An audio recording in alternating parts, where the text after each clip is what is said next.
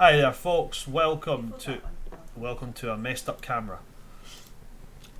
Welcome to session 64 of the Wayward Path. I am your DM of Doom, son of Asgard, or Asgard's D&D Adventures here on Twitch. I am waffling to buy time while I fix Alex's face into frame. There we go, Alex. Fix it.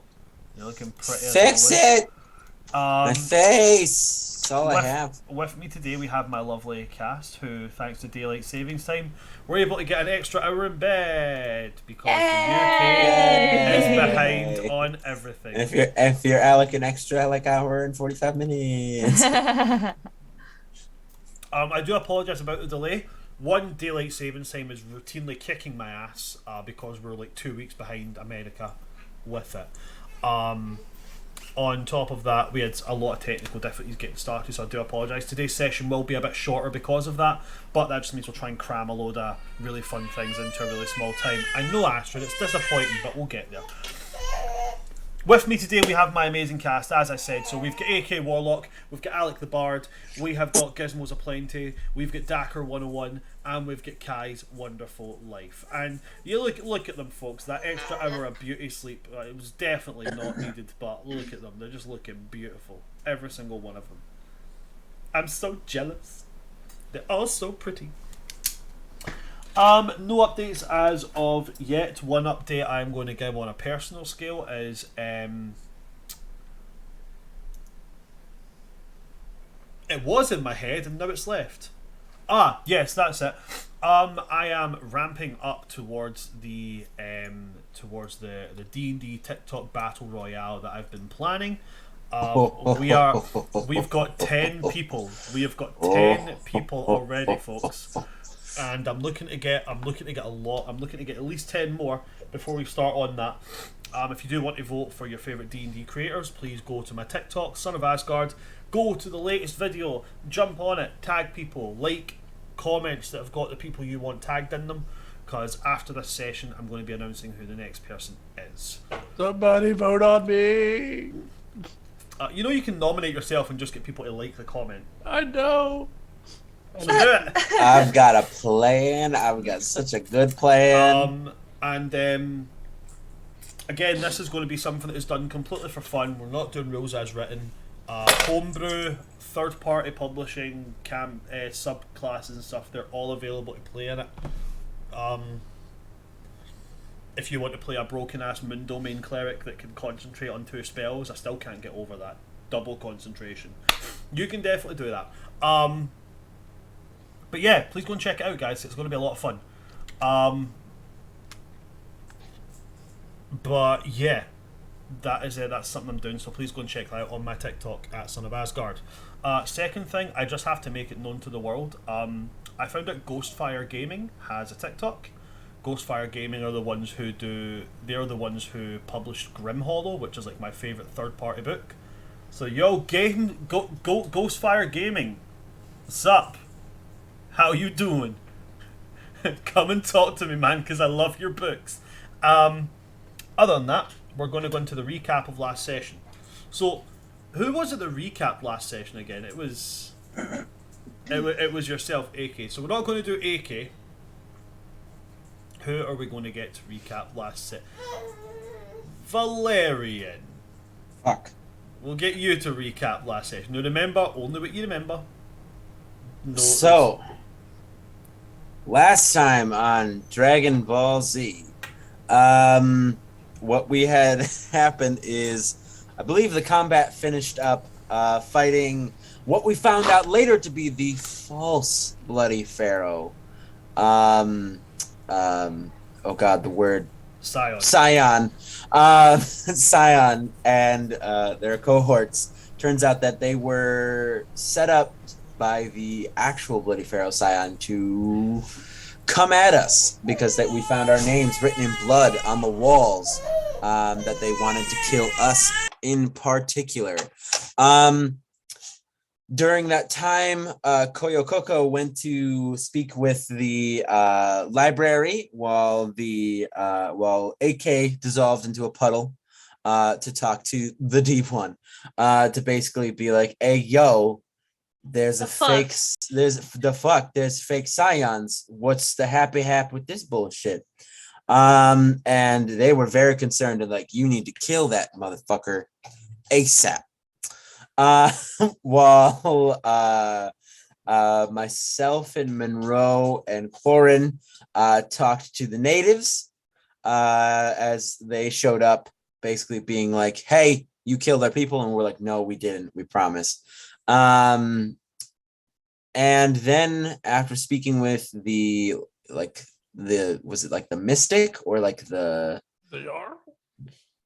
high priest of the they told us they could find we could find the bloody pharaoh, like the actual scion, in this cave where they potentially keep this wolf that could end the world. So that's pretty much the majority that Alex's sleepy brain can remember at this current moment in time. So that's what you missed on Glee. I mean, not far off. There was some other.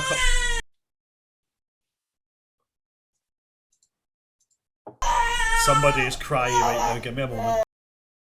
Oh no, not the Astrid. Not the baby. Astrid is like, let me at him. I'll fight them. I'll take it on. You could do it, Astrid. Fuck that bloody pharaoh. Yeah. Fuck that shit. I'ma kick him right in here. I'ma kick him right in his tushy. With my rattle socks. Yeah, Alec, with the rattle socks. Alec, yeah, you got it. You got pretty much all the major points on board there. Besides a couple of other conversations that were had, Monroe discovering that one of the jarls of these native humans to this frozen continent of Yulena was also a lycanthrope in the form of a werebear. There was also discussions had with Koyo Koko talking to one of the newer jarls, as they found out a lot of the jarls had been led away falsely and killed in a rather gruesome manner. So a lot of these jarls were actually very new, very fresh into the position. And one of them was a woman whose husband was previously the jarl, and now she took a lot of joy in killing for vengeance. And she would actively seek out the largest enemy on the battlefield, kill them, and then in the middle of the battlefield skin them, gut them, and then take their ribcage, torso and head and attach it to her shield as a warning to anybody else that would fight her. Koyo tried to make friends with this woman. I think we bonded. There was certainly a moment. There was certainly a bonding moment. It ended with the party being given lodgings and being told that they can rest here. There was the conversation with the high priest that led to him saying that there is a cave that is close to where the burning path starts, which is where, as legend says, the blood wolf, the wolf that can end the world, has been bound, and he believes that is where the scion of the bloody pharaoh is lying in wait.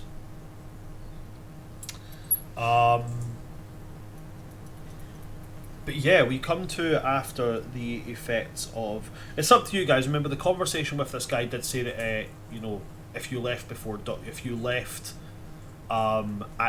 at dawn, you could get there before nightfall.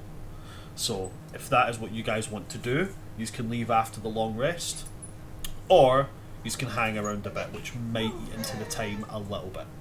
It is up to yourselves. I will open up with Koyo. We're going to open with you. Koyo. Boss is home for imaginary friends.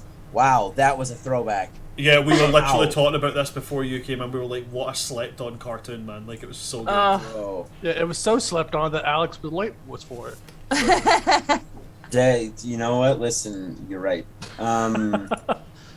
So Coco, after the long rest, would once again, even though he's kind of learned a little bit about how they tend to cook shit, so he'd probably go to where they're probably preparing a morning food, and would share what all the knowledge I have about spices and flavorings, and and try to figure out what in the area they could use to improve the stuff they make. Look at Coco bringing spice to the native Scandinavians. That's right. You know, I got that spice.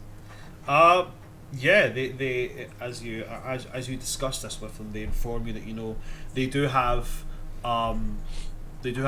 members of each of their clans who reside on the main continent of Valorna. They have a treaty with the Vardenvale in return for patches of land where they can grow.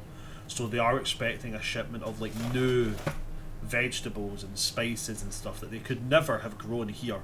They're awaiting them to be delivered, and there's quite a bit of excitement as they talk about we've heard about the ways that they cook meat, and we're really excited to try it out. And it's like, we've always wondered what chili would be like on Mammoth. Based off of my knowledge of the Barden Vale, where they would be growing, could I assume some of the spices that they're going to receive? Some of like your greener spices would be there, but none of like your really hot stuff. It would be like things like I think more like herbs and like light spices like lemongrass and stuff. But mostly like things like basil, oregano, like green onion. I'd say that's a vegetable, but that is something that can come along with it. Green onions, celery, onions, vine grown vegetables like tomatoes as well. In the cold of Yulena, you'd only really get like tubers or like root vegetables like turnips, carrots, potatoes, that kind of thing. Potato. I like potatoes. I like chocolate milk. I like cereal. This is gonna be today. There's all day. No. You know what? You guys are now fighting cheese from Foster's Home for Imagination. Yeah! No! He's horrified. Alright. Chocolate milk. So I would just share based off of what I would assume they're going to receive, like different ways to prepare it, and just try and mentally prepare them for what they're going to be receiving before too long.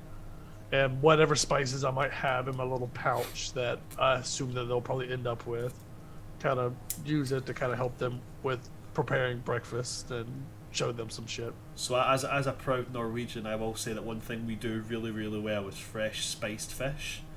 But I love the idea of thinking back to my ancestors who'd only just begun trading and getting things like paprika and cayenne and things like that. Ooh, the first time they put that on fish and bit into it and just went, it's kind of but whoa, what the fuck is that? Just this bit of fish that's just caked put red. Fire in here. And just like maybe too much of the red powder. But as you prepare them, they seem even more excited now about the idea of like, oh, this is going to be good. They're really, really excited about the spices they're going to be receiving, about what they're going to be able to do. Good. I'm so happy that I get to show you all of these things. Just know if you have any questions, send for me. I will make the trip out here. I'd love to teach. And remember, if you cook it and it turns black, it's not good. You want it to be kind of like a golden, kind of pretty. We might be foreign to the idea of cooking with spice, but we understand the difference between cooked and burnt. Just want to make sure. Some spices they go dark really quick.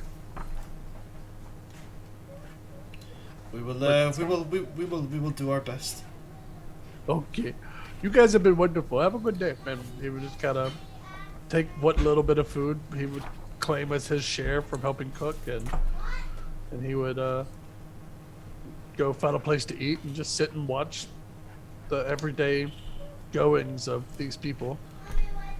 Okay. One thing you would be able to divine from watching them go around is that within the community of the Skaldica, there is no such thing as a male job or a female job. There is jobs to be done and hands to do them. You also notice that the age of adulthood in the sense of like contribution to your community starts quite young with the Skaldica.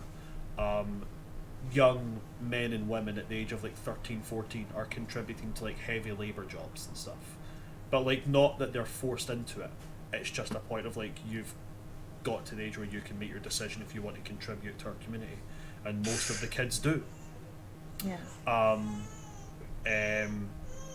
There is an equal number of like mothers looking after their children while her husband is working, as there is a husband looking after his children while his wife is working, or a husband looking after his children while his husband is working, or a wife looking after her children while her wife is working. There is almost no like acknowledgement of a difference between Gender roles. between not so much gender roles. They acknowledge men, women, those in between. It's less of a it's important. Like they're like, okay, you're a man, big whoop, pick up a sword and learn to fight or fuck off. Oh great, you're a woman, cool, pick up a sword, learn to fight or fuck off. Like do what the fuck you want. Don't. There's no emphasis on you're a woman so you must do this, or you're a man so you must do this. There is an emphasis on you have hands and there's a job that needs done. Do it or get the fuck out of my way so I can find somebody who's willing to help out. Right. And the idea of like sexuality doesn't seem to phase anybody. There's no distinction between a heteronormative couple or a heterodivergent couple. Like they if they were to see that, they'd be really confused. Like, why are you complaining about these two people? Like they're doing what two people do. Like they find that kind of behaviour very strange. But they're a really tight knit community. They where somebody leaves a job to do something, to see to a child or whatever, there's somebody almost immediately to step in and pick up where they left off. And it could be any job from building a campfire to cooking a pot for people that are working on the encampment. People that are moving bodies, if somebody, has to move away from moving that body, someone just comes in and grabs a leg and starts moving it again like it's nothing. A seamless community.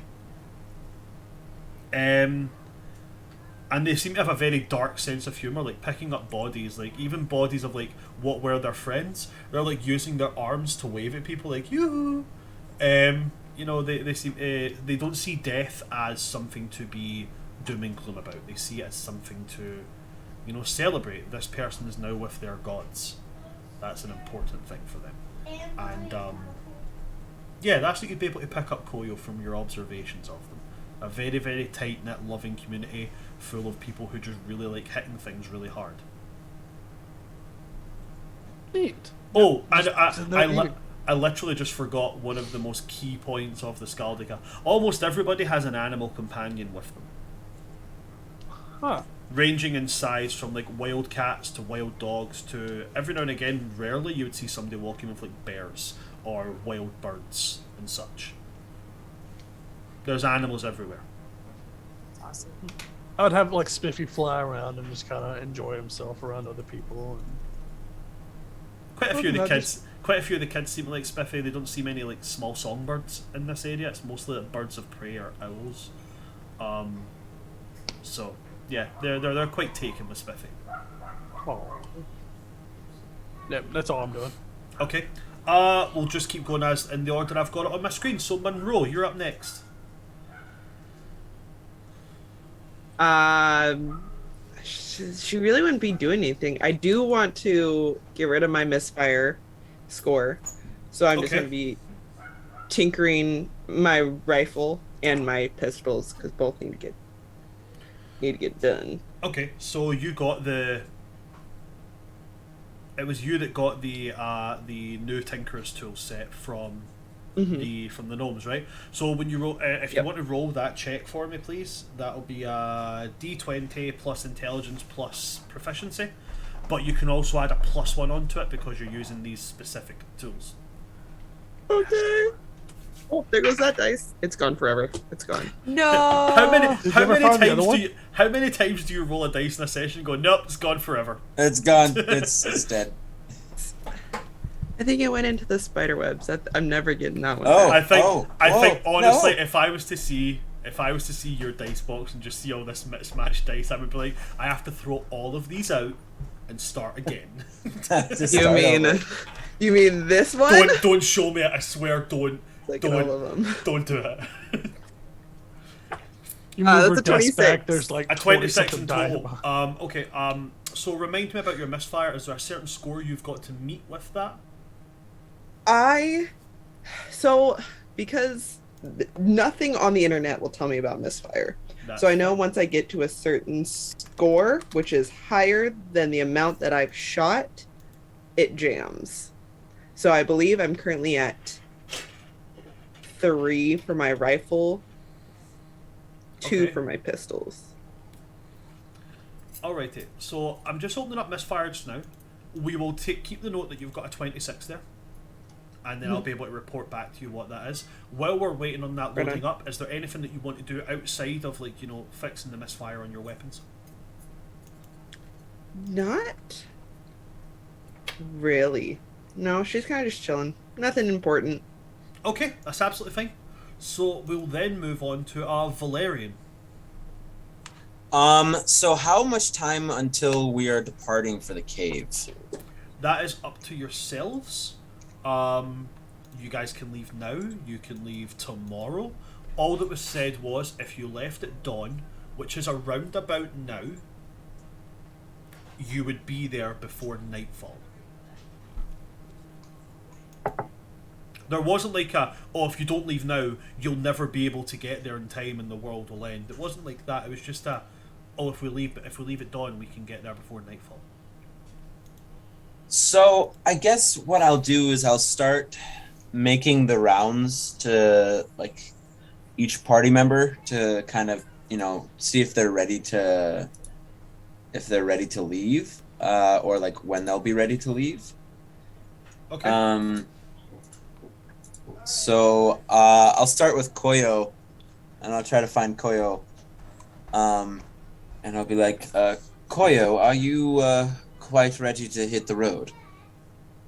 But yeah, I'm ready whenever everyone else is. I'm just enjoying a little meal and people watching.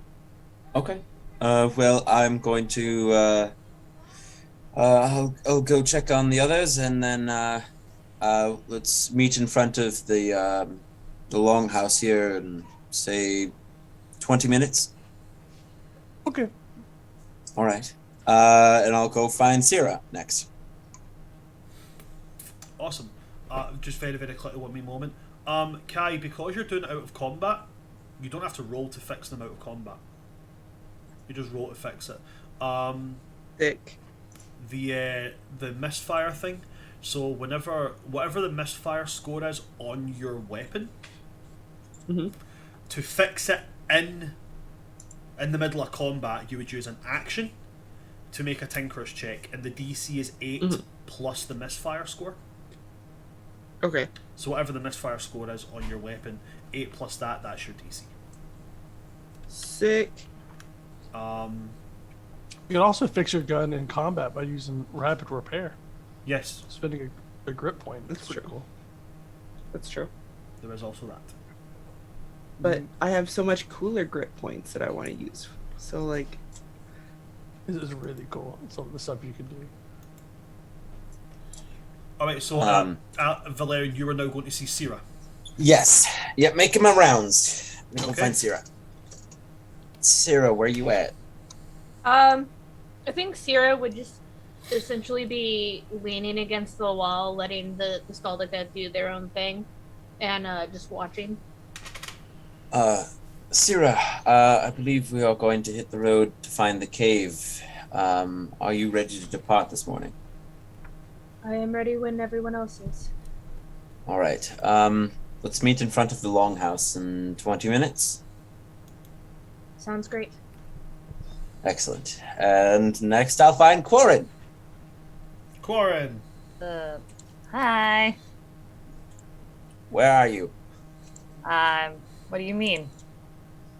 Yeah, I mean, like, where's Quarren? So Corin's gonna be just outside mingling with the commoners, and she's gonna take a lot of interest in the familiars or in the animal companions. Is there anyone that Corin sees with a raven or a crow? So ravens do seem to be quite rare, but there are some there. Okay.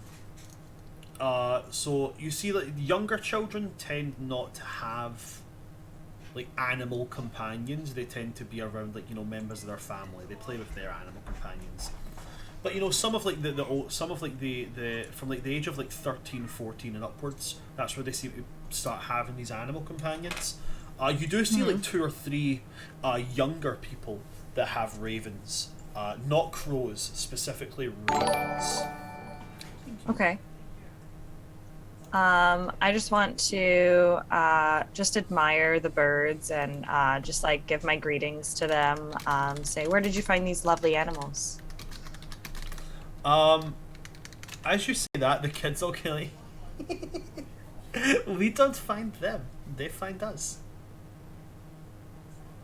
Well, you must be very fortunate to be in capable wings or hands or claws, whatever you may, you know, say. Ravens are very, very special. They are the messengers of Othin. Messengers of, I'm sorry. The messengers of Othin, our god. He sends messages to people with ravens. That's quite interesting. And then I'll kind of I'll turn around and I'll show what looks like a birthmark on the back of her neck in the shape of a raven. And I will say, I've been quite fond of them, and I would say that they're quite dear to me. So I guess I would like to know what kind of a message Othin is trying to give me now with the sight of your birds. Oh, that is something that you would have to find yourself. But if you are born with the symbol of the raven on you, then Othin has cast his eye on you. And then like one was like, my dad says that Othin has one eye and a magic spear. Well, that's quite wonderful. Is there a place where you may talk to Othin? A temple or a shrine? We have temples and shrines, but not where you speak to them. To speak to them, generally you would speak to the high priest, and he gives you this funny smelling liquid, which I'm not allowed to drink because you have to be old enough to drink it. And then when you drink it, they put you in a special room and you start to see the gods. Oh, wow. To give you drugs. LSD! Well, thank you. I think Corin's idea is to go to find this high priest. Okay. Valerian's been standing there the whole time, politely I'm so waiting. sorry. Like Valerian's just walking around like, yeah, so I'm just gonna get us arranged. So we go. Anybody seen Quard? Quard's tripping balls. Quarren, are you quite ready to leave? If it's not too much trouble, I'd love to talk with the high priest really quickly before we leave. Well, the high priest is the one guiding us. Oh, perfect. Then we can talk on the way. We'll meet in front of the longhouse in 20 minutes. Sounds like a plan. And then I'll go find Monroe. Okay, off to find Monroe. Yes. Sitting repairing and fixing the misfires on her weapons. Monroe, is everything all right with your weapons? Oh yeah, it's almost jammed. So I thought, better fix it now than compared to when I really need it. Right. And when Valerian's kind of like, after he says right, he's kind of like standing like awkwardly, like kind of like shuffling his feet a little bit. Do you need something? Yes. So I've been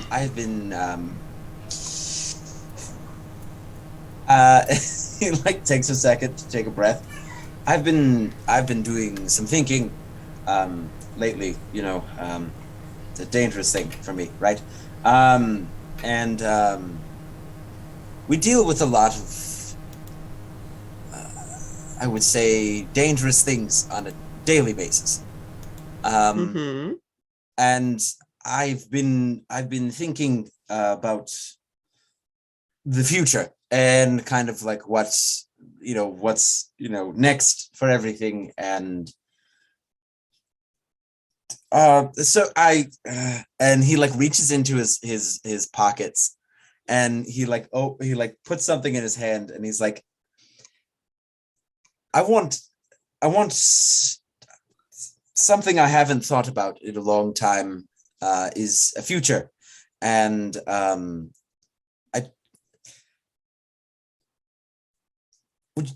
would you, and he's just like stuck. He's like, would you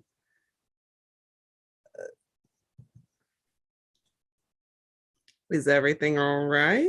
yes, and he like turns around for like a hot second, takes a deep breath, turns back around. Would you marry me?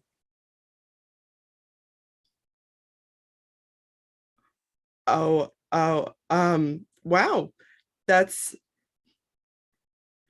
a question. Yes. That's a really big question.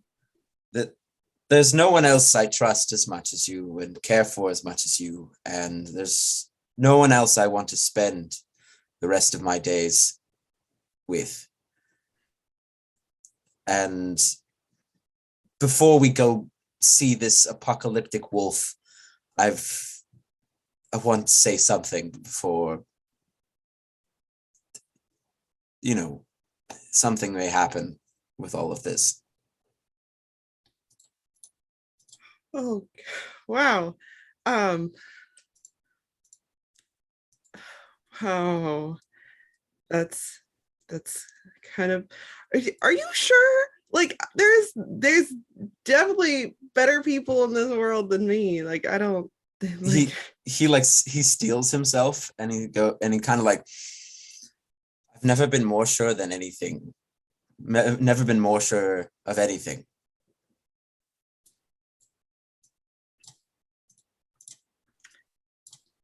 We've been through a lot of highs and a lot of lows.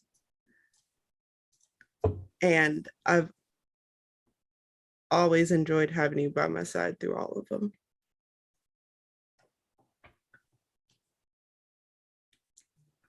Yes, I'd love to marry you, Valerian. He does a little like, yes. He hands takes your left hand and puts on a ring I actually made back when I was still part artificer, that I did, it was one of the things I did long time ago. And it's this silver ring with this inlay of gold through the center of it. And he slides it on your finger and pulls you in for a kiss. Don't kiss him back. Sobbing. Kylie, not Monroe. And then after they've kind of shared a minute, he's like, we're supposed to meet the others in about, I guess, 10 minutes at this point out front. So if you don't mind, I'll just sit and watch you work till it's time to go. Yeah. It's nothing that exciting. And that's Valerian just sits and watches her work. And she's gonna get back to fixing all of her weapons. That was so cute. That was so soppy and cute. Now I feel really bad about the fact I'm going to kill all y'all. Excuse me? I'm sorry, what? I'm totally kidding, guys. What was that? That was a fantastic little moment. Well done. Thanks for catching me off guard, though. For fuck's sake. Okay, so everybody is prepared. Some more prepared than others, apparently. So I need to ask, Monroe, Valerian, are you guys trying to maintain a steely composure as you approach the rest of the party, or is there a certain visible? Okay, maybe not Valerian, Monroe. Valerian just has this just giant grin on his face. I just love the fact that our steely composured paladin who is now partially a divine being got a yes and went. I think that is He was like my excited. favorite part of it.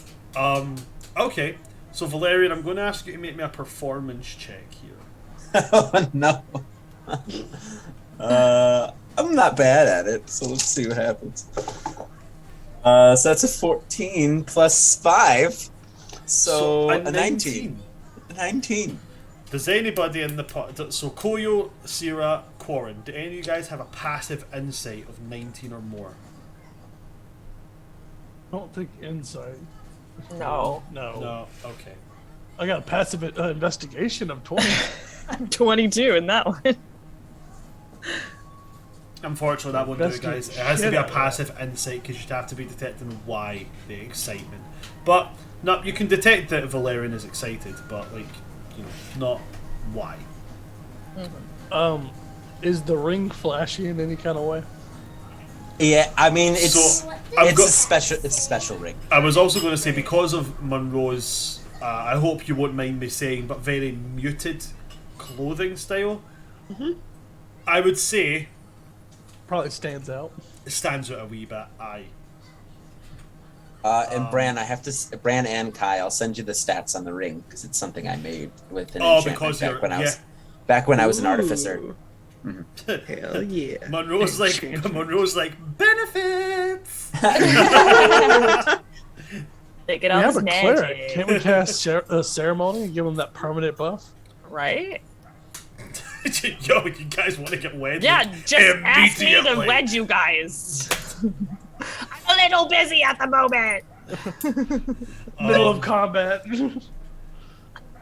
I would genuinely like the whole thing about our cast of ceremony. I will say right now, on a couple instances with a good enough reason and a good enough story idea, I've let that wave. Yeah. So, I mean, with the consent of players, if that's a thing that wants to happen, send it to me. If the idea's good, I'll let it wave. Because I do indeed dream of having a moment of Barbosa and Maria's I'm a little busy at the moment. I do like the idea of having one of those moments. Fuck yeah. Yes, I'm gonna do that. We gotta go visit the pirates. Mid combat, I'm gonna be like, Quarren, need you to do something. What is it? It's one of the things I'm excited about because Faulkner not only is a paladin and has access to the ceremony spell, he's also a pirate captain, so he can legally and magically marry somebody. Is he out yet? Is he still in prison? No, they're out of the locker. They got out. Good. They beat Davy Jones? No, they never beat Davy Jones. They escaped They just got Davy out. Jones. But Davy Jones is now pissed and has no tether to the locker at the moment. So Ooh, neat. he can gotta be give him a call killed. later. He can be killed now.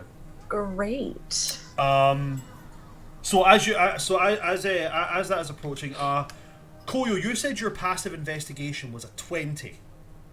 Aye. Quarren, you said 22. Sierra, what's yours? 20. 20? Yeah. So you're all going to be able to notice that Monroe has a new ring. Oh. Can I detect what kind of metals are used on it? Ooh. You're Being deep gnome, so I'm going to let you do that. Yes. Oh. What are the medals? Your reminds me. Nature is an intelligence check. Yes. it Okay. is. So make me a nature check. Because you're a deep gnome, I will allow you to add your proficiency mod to it if you don't already have proficiency. Yep. So that's gonna be a 12 plus 2 plus 7, so 19. So 12 plus 2 plus 7 is 21. Yep, that one. No, sorry, 12 plus 2 plus 5. Oh, okay. So My bad. so yeah, that's 19. That's Yeah. still going to do it in my opinion. For a deep gnome, especially, yeah.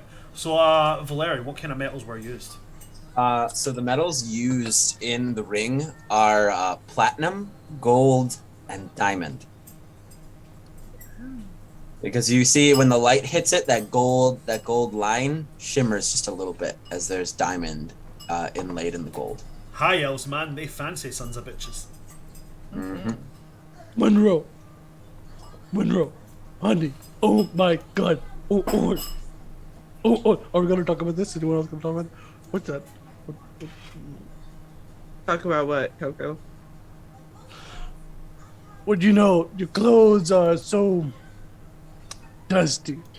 She immediately looks down at her clothes. Oh no. Are you meaning dusty as in they're covered in dust, or you mean like, man, they dusty? Like, that's a bit of both. dusty ass clothes. That's some dusty ass clothes. This is my grandfather's coat. That's Monroe's rude. just like cocking every single gun that she's got. What'd you say about It's that? at a thrift shop. vintage. It's vintage. I mean, It's not nothing old, against it's it works vintage. for you. It's your style. I dig it. It's whatever. You have a new accessory. I mean, I've had these pistols for a while, but like, Don't I act did just stupid. shine them. Thank you for noticing. I'm gonna walk straight up to Monroe and hold her hand and say, "This is stunning," and just look right into her eyes. Who did you kill to get that? It's quite expensive too. Wow. Did you beat up an aristocrat? That ring is worth like 15,000 gold. Can I just say right now, I love the show that it is from Monroe's character. That everybody knows her boyfriend is one of the emperors of literally one of the most technologically advanced societies in the world, and everybody immediately has went to, not the emperor of this country could have given her it. Did you beat up an aristocrat and steal their ring? On brand. It's on brand for That's what her. I'm saying. I love that it's so on character that not one person has went, oh, they're engaged. They've immediately went, grand larceny. Yep. Yep. We've Not a had bad a idea. request We've had and a a request. redeem of shiny and gold to make the ring shinier and golder. Oh my god. Right, okay. So, God. right, so Oh my Alec, God. so for those that don't know, the shiny and gold thing is because it either extends loot that you guys have or upgrades a magic item that's been received. Alec, I need you to send me what this ring does. Yep. It will upgrade. Because now, Upgrades, now I people. need to upgrade it. As my buddy Paul, who was in the first D&D party I ever DM'd, has just redeemed a shiny and gold. So Monroe, your ring's about to get shinier and golder. Oh. Oh no. Oh yeah. Not do the bling. Your clothes are gonna look even dustier by comparison. Thank you, Travis. You're Thanks, gonna. Paul. Thanks, buddy. Oh my god, this is the. So- I don't care that we're doing a shorter session. This is the best time an hour has been spent. Oh my God. So where'd you get it? I mean, I didn't murder someone to get it, if that's what you're asking. Are they okay? Did you leave? Do they need medical attention? May I ask Alec a question on how recently this was forged? Like 6-8 months Yeah, ago. you were still artificer. You weren't even iron Valerian yet. You were still like artificer. So you're talking longer, about 8 or 9 months ago. Yeah. Oof. Okay. So, It's practically vintage.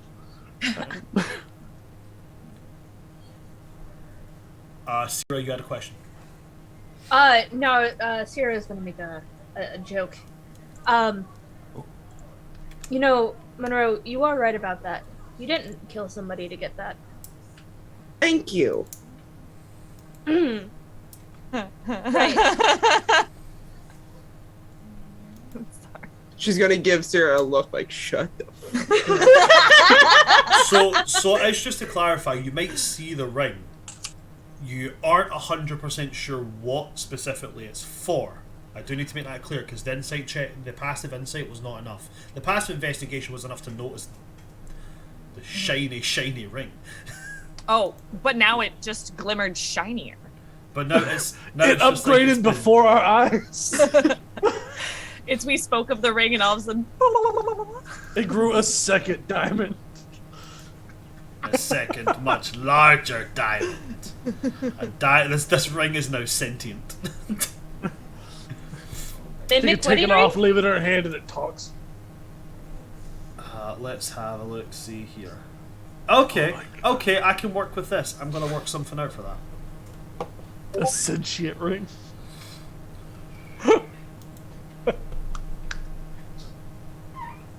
Yeah. Yee. Ooh, what you get? The Mickey D's. Oh, he can't Looks hear like us Mickey yet. D's. You can't hear us. I'm gonna guess Taco Bell. Taco Bell? There. I'm Wendy's. gonna guess this is a Wendy's. Ma'am, this is a Wendy's. Ma'am, this is a Wendy's. Alright. What is Alec, that? what'd you get? For food? Yeah. Yeah. Yeah, I thought it was the dogs making noise, but it was the delivery driver. No, Yeah, What- but- what- Taco. T-Bell! Yo. Taco Bell. And Okay. you didn't get me any, you son of a bitch. I did. I You know- honestly ordered it while I was still half asleep. You know, Natalie, so I was Natalie, like, I need food. Natalie, nobody would blame you if you ran into his room right now, just slide tackled him to absolute fuck and stole a taco. This is your chance. Kangaroo kick him. Kangaroo This is kick. your chance. Give me the taco. I am not gonna eat all the tacos. If you want one of the tacos, yeah. Oh, he's a much better man than I am. I would never share tacos. That would not be done. Because I eat like a bird. My wife once literally tried to take a bite of one of my tacos at Taco Bell, and we learned very quickly we have to order extra tacos for each other. I think I'm gonna get Taco Bell today. That sounds good. Right, so you guys are now all gathered. We've identified that the ring is shinier. Alec, I do have something I'm going to do with the ring, which I will. Okay. I I sent you both on Discord what it does. Yeah, no, I've seen that. I'm gonna commit to the upgrades, and then we will reveal as to what they are. The ring is obviously seen. Oh god! Oh, food. Is there anything anybody would like to do before you set off on your journey to this cave? Not in particularly. Oh no. Oh yes. Jesus, is that you? My family are watching this. Turning Red, is it called? Oh yeah. Oh wow. Oh yeah. Oh. It's a fun one. Yeah. Are we on the journey now, or are we making our way? Are you guys wanting Making to away. make your way just now? We're gonna make our way downtown. Yeah, Okay. walking fast, faces past. I'm homebound. We're homebound. So the high priest shows up, and he's got a fairly simple get up with him. He's wearing heavy dark grey clothing, black furs, and he's carrying just like a long kind of staff, like a walking stick kind of thing. If everybody can make me an investigation check, please. Ugh.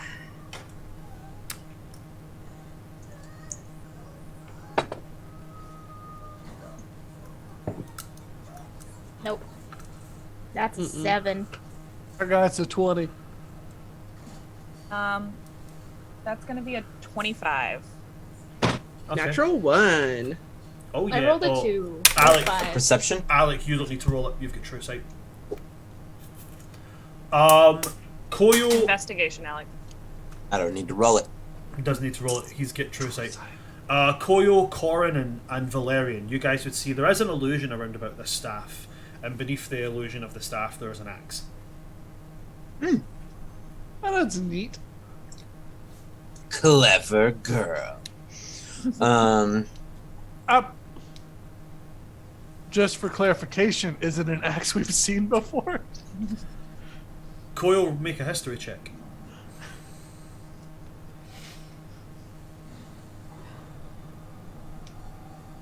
$19. It does actually look familiar. It looks like an axe that was once wielded by Marik. Oh fuck. Wait. Oh. And we're just following him out of town. Yeah, if you guys would like to keep following him, yeah. But so Koyo, you would see through the illusion, you would make out the shape of this axe, very, very similar to the one that Marik wielded. Valerian, you see it as he's approaching you, like, because you have true sight. Quarren, you would see that there's this axe beneath this illusion that seems to be very similar to the axe that large minotaur that you were fighting was wielding before. The one that was painted to look like bone? Yes. And can I tell that this does look like bone? You would have to get a really in-depth, proper inspection to it. Like, Get closer. Nah, we'll talk about it in a minute. I would like to mentally connect Alec to Valerian. And hey, do you see the thing? I see it. Oh, are we gonna talk about it? Are we gonna? I can tell everybody else, but are we gonna do anything about it? I think we should keep our eyes on him, be wary, and wait till we're out of town, because I think it would be a bad look at with the natives if we confront their high priest in the middle of town. Good point. We don't need to kill him here. Um, And I'll tell the Pass. others.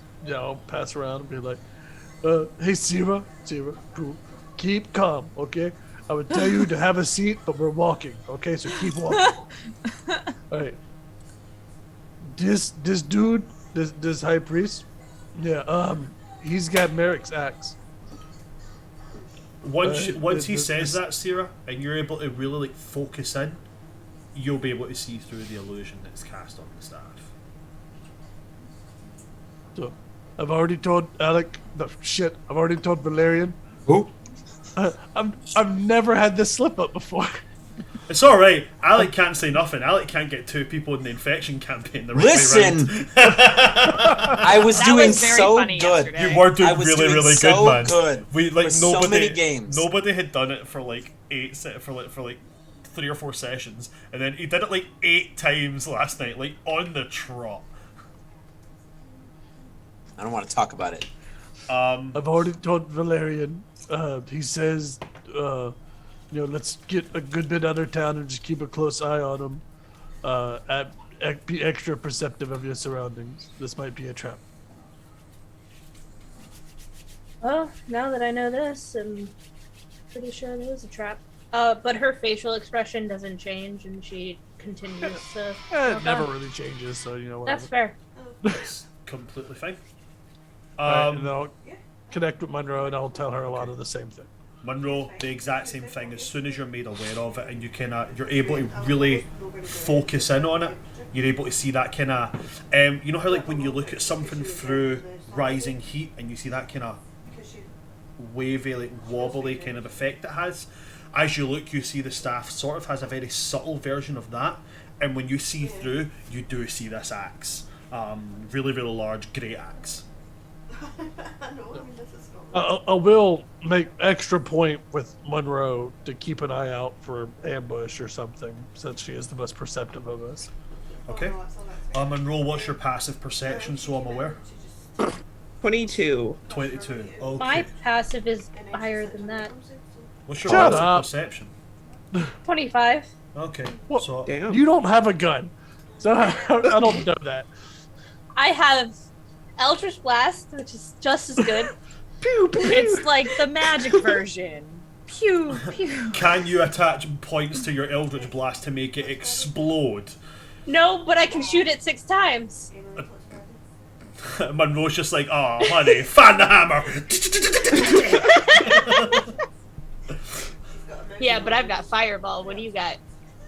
In my lycanthropy, bruh. Yeah, she's a werewolf. What have you? But you got fleas, bro. I got Fireball. What you got? A pack. I mean, in all fairness, though, in Infection, I have utilised Fireball to devastating capabilities. Fireball's pretty nasty. It's gonna make this Acidic face. Fireball is nasty. Oh no, it's even nastier when you have a thing now that allows you to, instead of ever doing any damage on magic spells, you just make them do necrotic damage. You ever necrotic fireball? Or my favourite spell ever, synaptic static, psychic fireball. Psychic fireball. Psychic fireball, so good.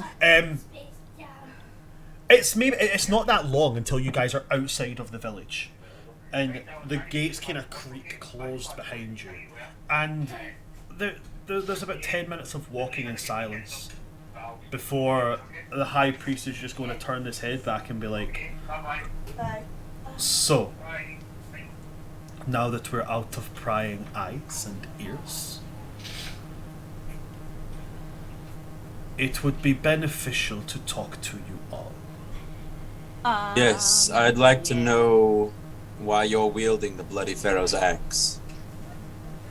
And, like, Valerian's already got Zariel in his hands. Okay. He's gonna turn and look. He'll turn round.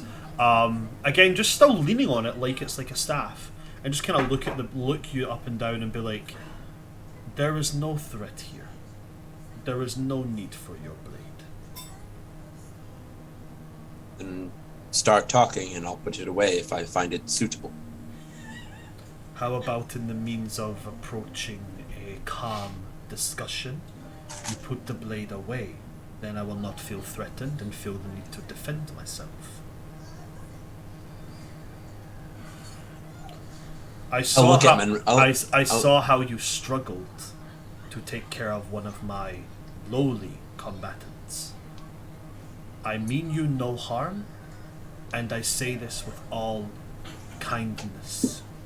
Can I make an insight check? Yes. See if he's telling the truth.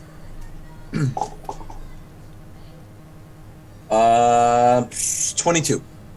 Not rolling anything. He does appear to be being. He appears to be being completely honest.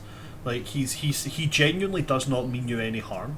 He genuinely does not want to fight you, but that was one of his lower followers that he had fight.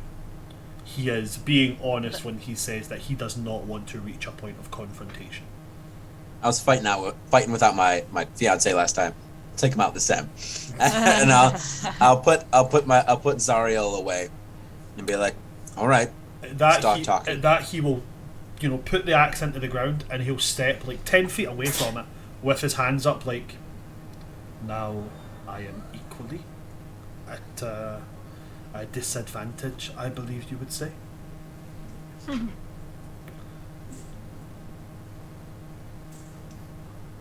I utilized a follower of mine as a method to see exactly who it was I was dealing with. And what it has told me is that I'm dealing with people who, quite frankly, could be very useful to this world's future. Each and every one of you.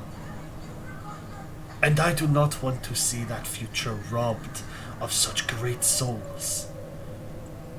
And so, I wish to remove you from the village before what had to happen happens.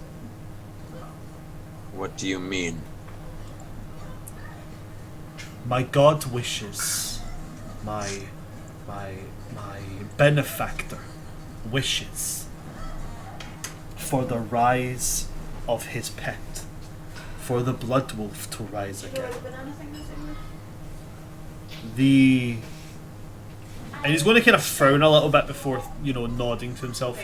My kin, they put so much stock into their beliefs, they are not willing to see what lies beyond those beliefs. They think the blood wolf is a harbinger of doom, but I see it as a harbinger of change, of progress. You are a high elf. Is progress something so dissimilar to what your people seek? And to yours, and he gestures to you, Sira? The advancement of knowledge, it is progress, is it not? Progress or slaughter? Why does one have to be so absent the other?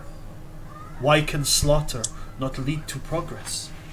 If there is an infestation, Do you let it fester? Or do you sometimes cut it out? Are you comparing your kin to pests? I'm comparing their stubbornness to a pestilence, to a plague on what they could be. And so, we bring the idea of bloodshed. I intend to make them fight amongst each other. The strong will remain. Those who are willing to accept progress will remain. So you are to turn your kin into followers of the Bloody Pharaoh. And in return... That's your intention. Yes, it is. And in return, I have been promised that when the new lord of this world truly rises, that me and my kin, we shall be left untouched by the coming darkness. Are you suggesting that you have allied yourself with the darkness? It is what any who is logical would do. I cannot agree. The darkness does not have favors. It does not pick sides. Darkness consumes everything. I have spoken with the darkness, and he does not wish for this world to exist any longer. He wishes to start it over. If you wish to keep us who make change around, then this is the point of this conversation. What of yourself? If you wish to keep yourself around, you would not ally yourself with such. But the darkness requires people to live, or else its power will be nothing. It needs people. Look, honey, please. I've like literally at a one-on-one. We sat, we had tea. It was very cordial. He wanted me to join him, and he told me what his plan was. There's no room in that plan for you. Persuasion check, please, Koyo.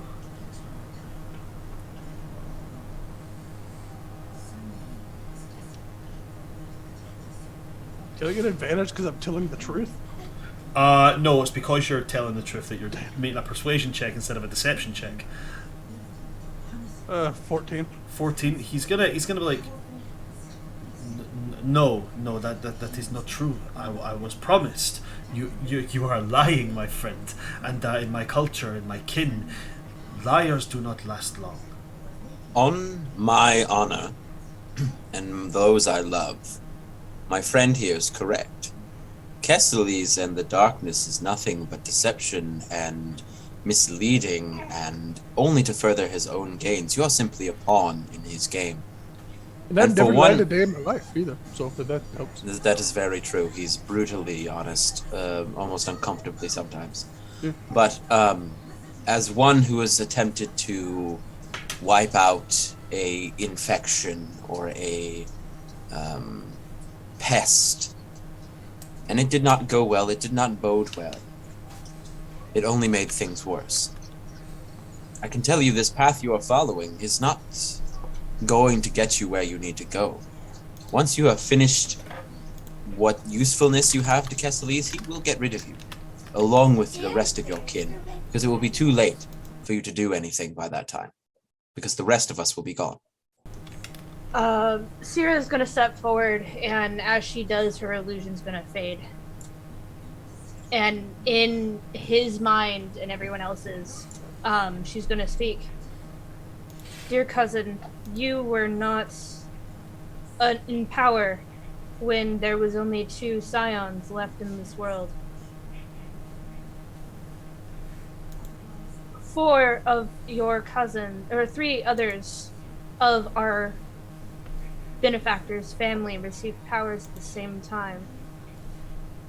Kesslius means to use us, or not us, but the 4 that were chosen by the other benefactors to expedite. Is that a word?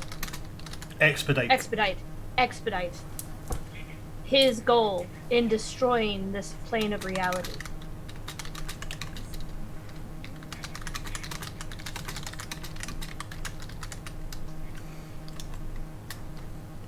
Have we figured out this man's name? Yeah.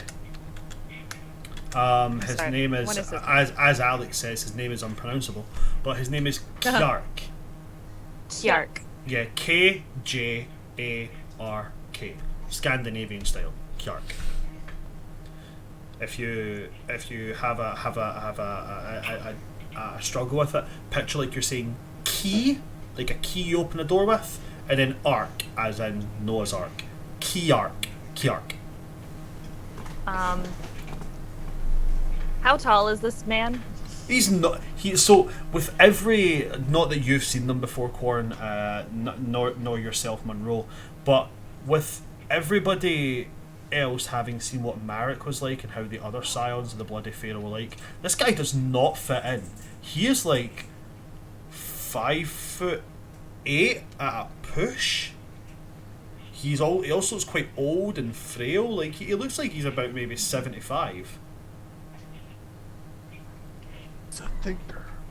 I want to take a step forward, and just say, Kjark, I know this darkness has promised you much, but they are only here to use you as a battery. As all batteries are, you will be of no use once you're dead. There will be no other benefits for you.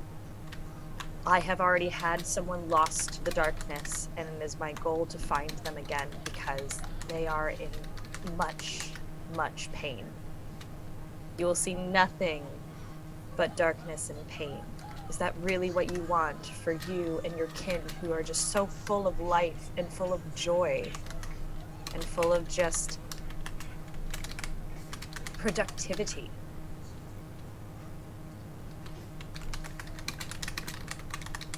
Roll me a persuasion check there, Quarren. Okay.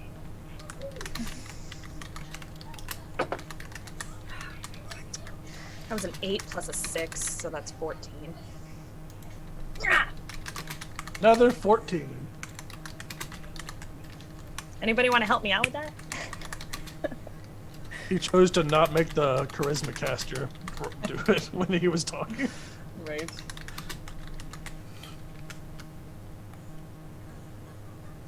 He's going to look to you, Quarren, and be like, the darkness, it takes people to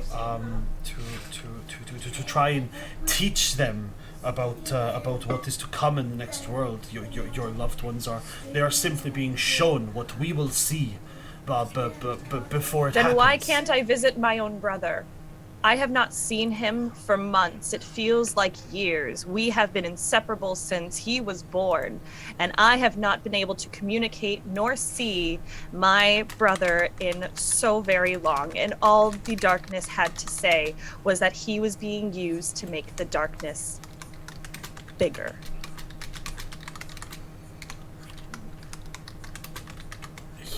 Yeah, insight check from anybody that is within view of the High Priest. Yep, I'm on it. Natural 20. Hell yeah! Girl. 21. That's my girl. That's Hey. my girl. Dirty 20. 22. I was in last place. So what was the lowest there? Because that was also pretty high numbers. 20. 20 was the lowest. The lowest was 20. Everybody's going to see us. His fists are shaking.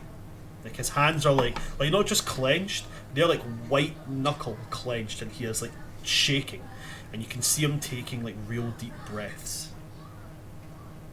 Can I use? I'm gonna kind of like. I'm gonna this isn't necessarily like rules. I'm gonna kind of just like RP this, and I'm gonna use my like cleansing touch. Like I'm gonna put it in my like right hand, and I'm gonna very gently place a hand on his shoulder.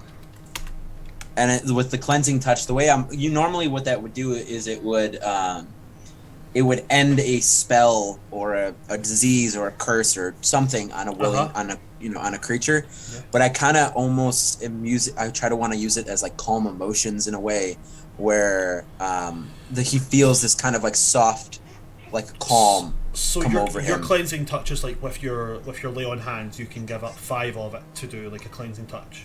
No, this is just one part of. I can do this 5 times per long rest. Is one of my paladin features. All right, okay. And just basically say to him. Oh, sorry, go ahead. Coupled in with that, what to do is make me a persuasion check on it as well. Yeah. I don't even have dice out. Jeez. That's Get your dice out. 17 plus 10, so 27 total. And I'll say to him, we've all been swayed by the darkness. We've all done things we're not proud of. But something I've learned as one who has come back from the darkness is that there is always a way back and a way out. You just have to look to the people you care about, and they will help you.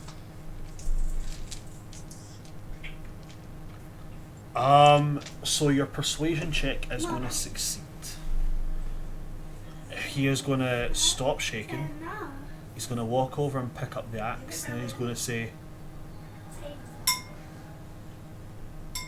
"It would be better if I went to this cave alone." What was that? He's going to say, "It would be better if I continued this journey to the cave alone. There is something I must do." Are you sure you're not going to need any help? I take this as a point of honor that I have been lied to. Now I would seek to gain my vengeance and satisfaction. So, just the path to this cave.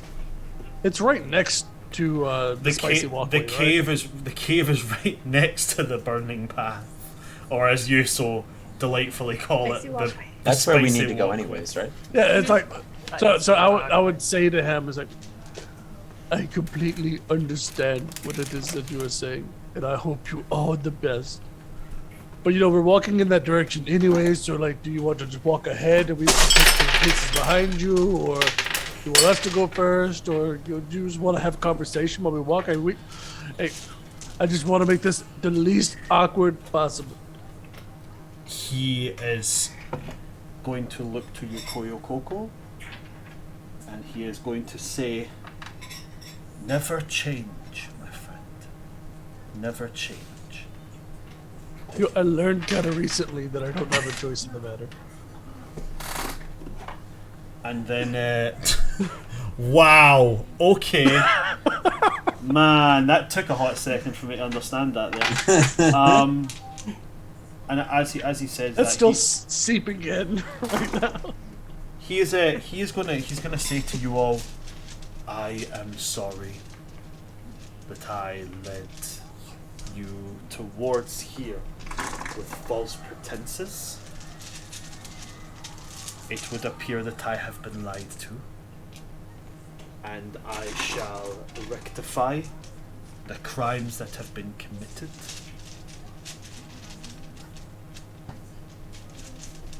Before you go, I have one question. From Scion to Scion. Did your benefactor just give you your weapons? My benefactor gifted me the location of them, yes, and said that, well, he gave me a mission. Oh. So blurry.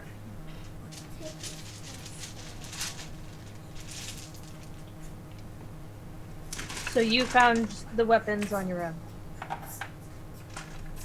I did, but he gave me the exact locations. So no trial, just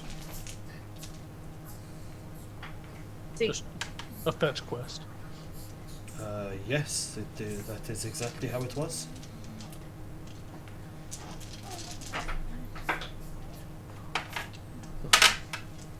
well, I do apologize that you were not made a Scion and their different pretenses. or that you were made a scion under these pretenses. I wish you luck on your journey.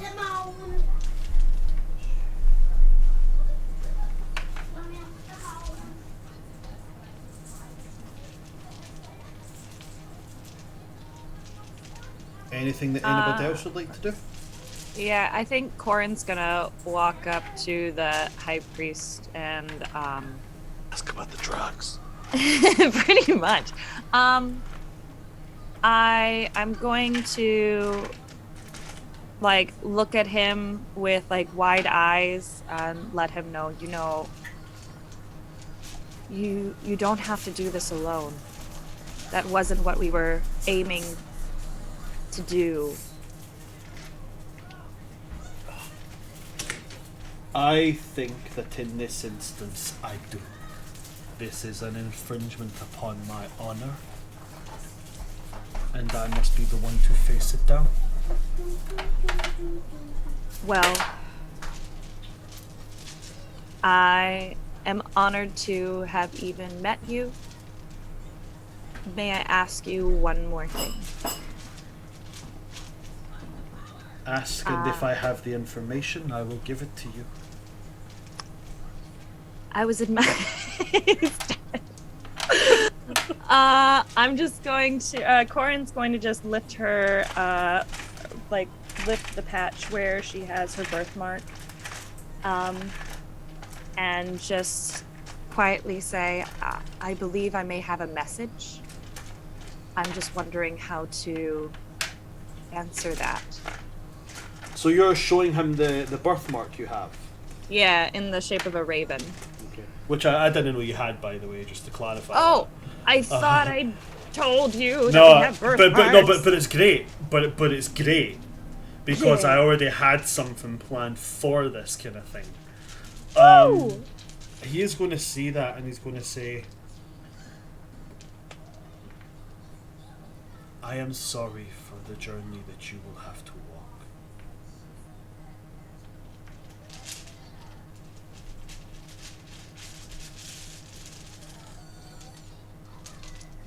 Is there any way that I can ask for guidance? Maybe to Othin, or... There are multiple ways. There is a ritual that I can give you the belongings for, but it cannot be done alone. And it will be challenging. It can and has taken many lives. Well, if it's a chance to save my brother, I'm willing to take it. Okay. He's going to reach into his little satchel he has, and he's going to pull out a bag, and the bag is it's like a cloth bag, like a sackcloth little bag, and it's obviously got something that is in some way, shape, or form moist in it, because the bottom half of the bag is darker, as if it's sodden, and he's going to say, "You will need this." She takes it. Inside is an exceptionally powerful and potent mix of mushrooms and kelp from the western coasts of Yulena.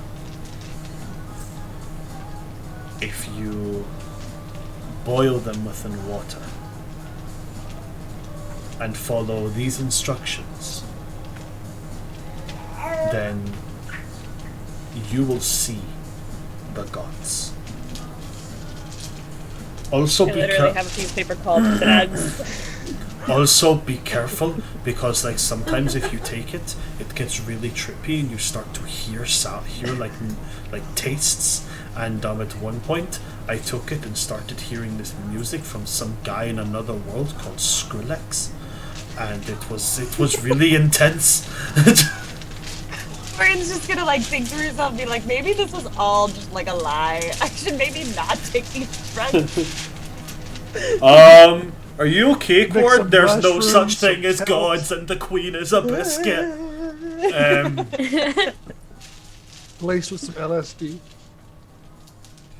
Yes. a fine sprinkling of LSD, a mild coating of MDMA, and a hearty helping of sativa. It's some MSG for flavor. Gosh. Taking you to Flavor Town. MSG kick off flavor.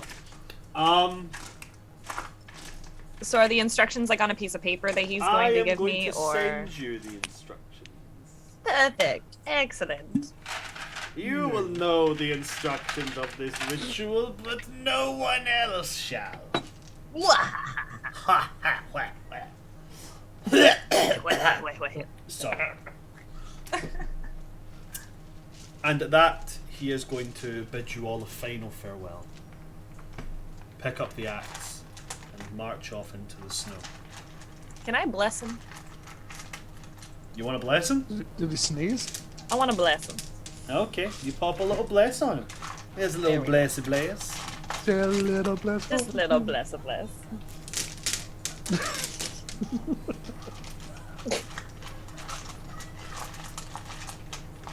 So, he didn't really answer my question. So we just stay here and wait for him to get like 100 yards ahead of us. He doesn't seem like he walks very fast.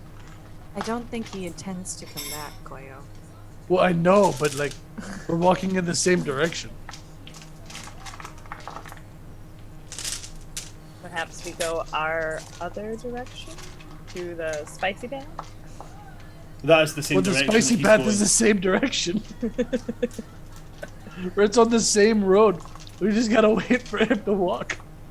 I mean, realistically, because of where you are, outside of any kind of village or city protection in Yulena, much like the shifting sands is just covered in sandstorms, Yulena is pretty much locked under like eternal blizzards. So this guy takes a step of 30 feet ahead of you, and he's gone. Someone who's been in one of those blizzards where you can't see 5 feet, like you can't see your hand just like this. Yep. Yep. It's heaven. It is. Yeah, It's fucking beautiful. I love it. Love them. There could be a polar bear next to me and I wouldn't know, and I wouldn't give a shit either. It'd be so good. I like the snow. I'm I so happy I love moved where I snow. get snow now. So it's up to you guys. You can continue making your way towards towards, as it's so colloquially called, the spicy path. It's up to you guys. To the spicy path. To the spicy path.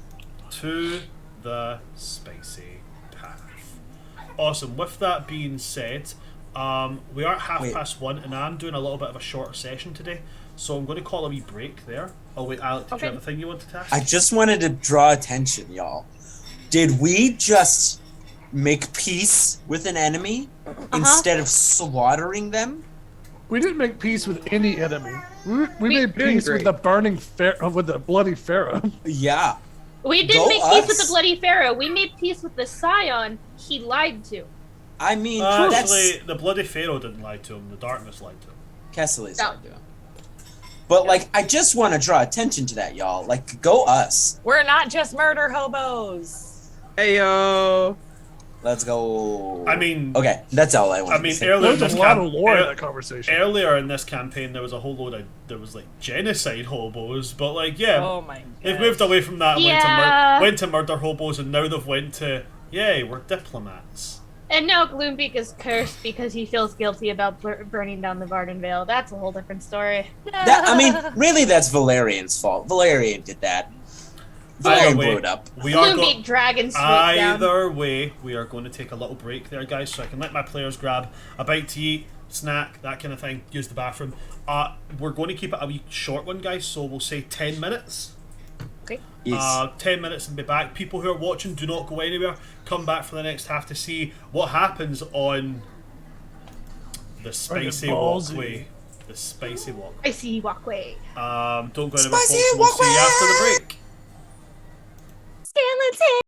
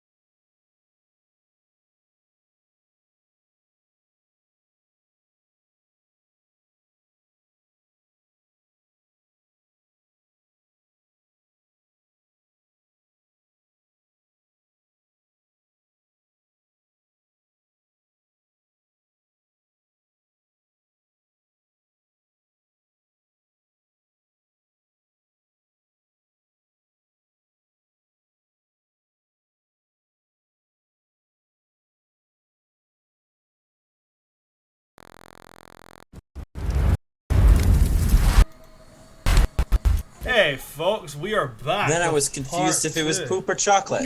Dude, stop stealing my line. Hey, you could do it to me, I could do it to you. Yeah, come up with your own chocolate. shit, Alec. Well, that's why hey, he's guys, confused and why We're, it's go- super chocolate. we're going to get... Liz. Sorry, guys. Astrid is being put to sleep and she's not having fun with it. She's like, no thanks.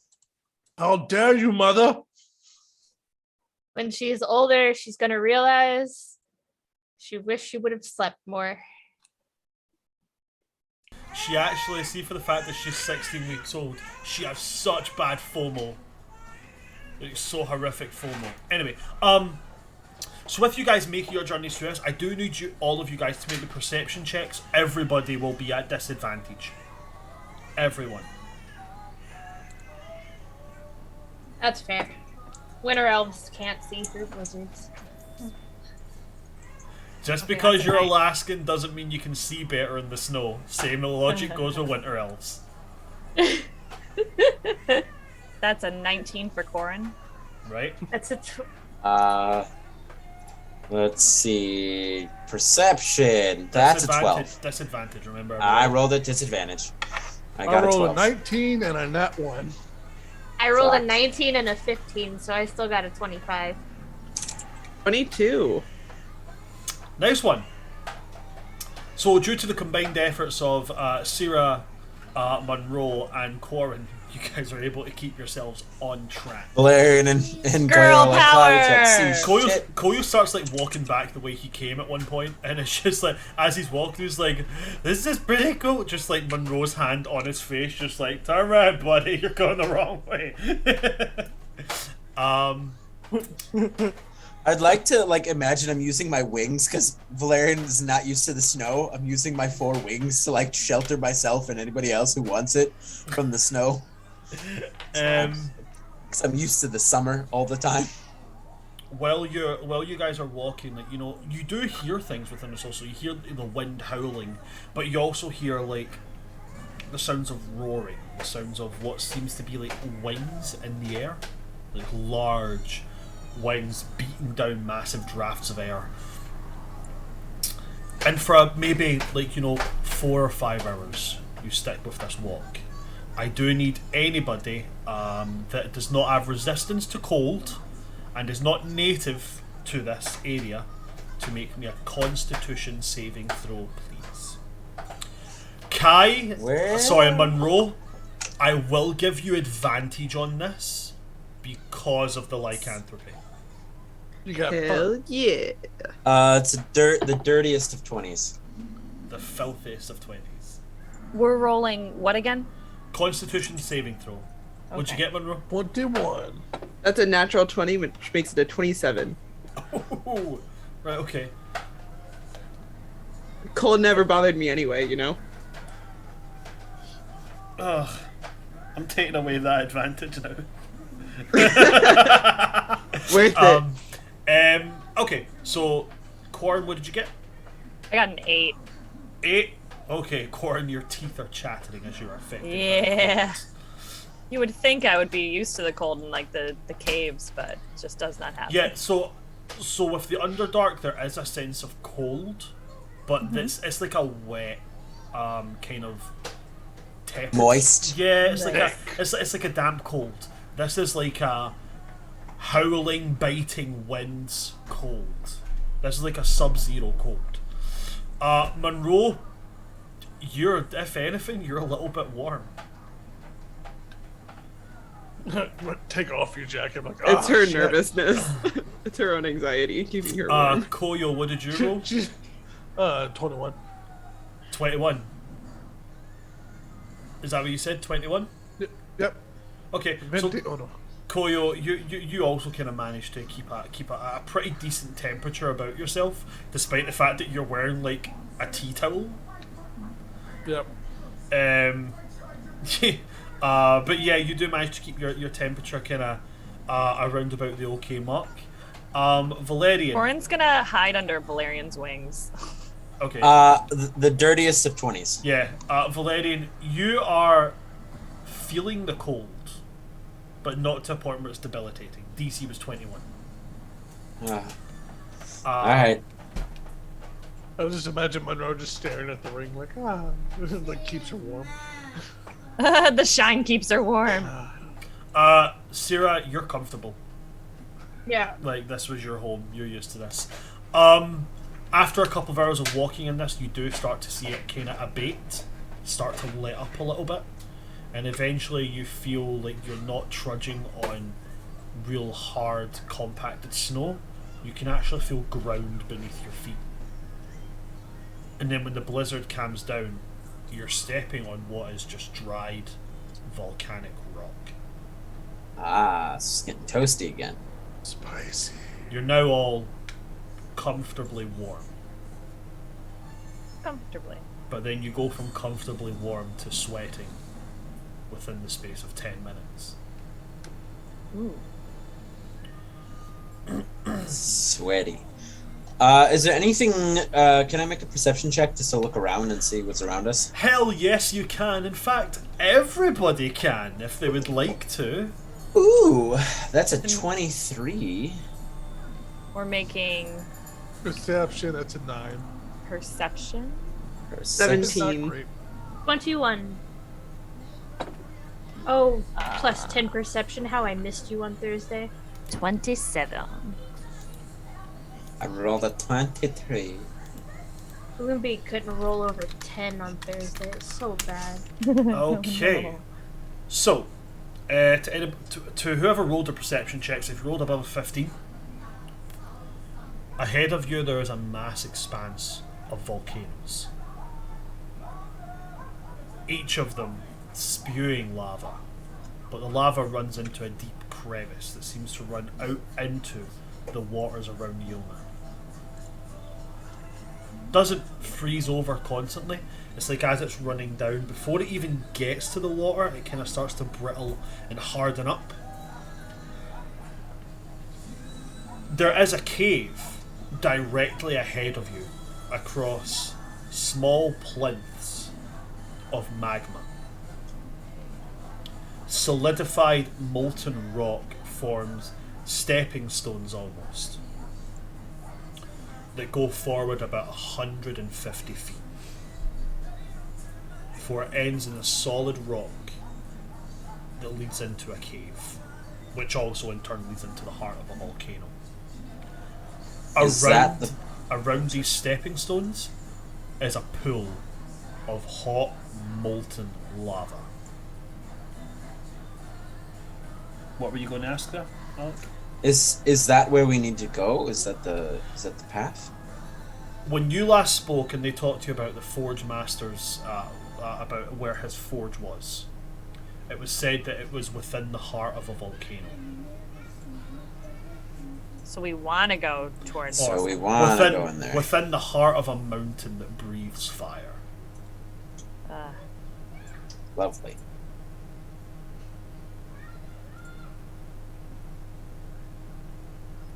Well, it looks like this is where we need to go.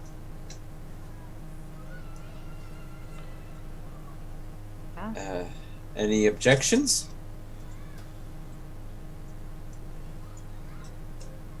Nope. I mean, I'm even if there were objections, this is something we need to do.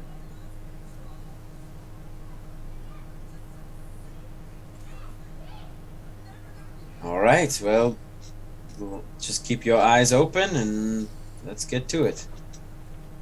Anybody have anything they would like to do before we start moving forward?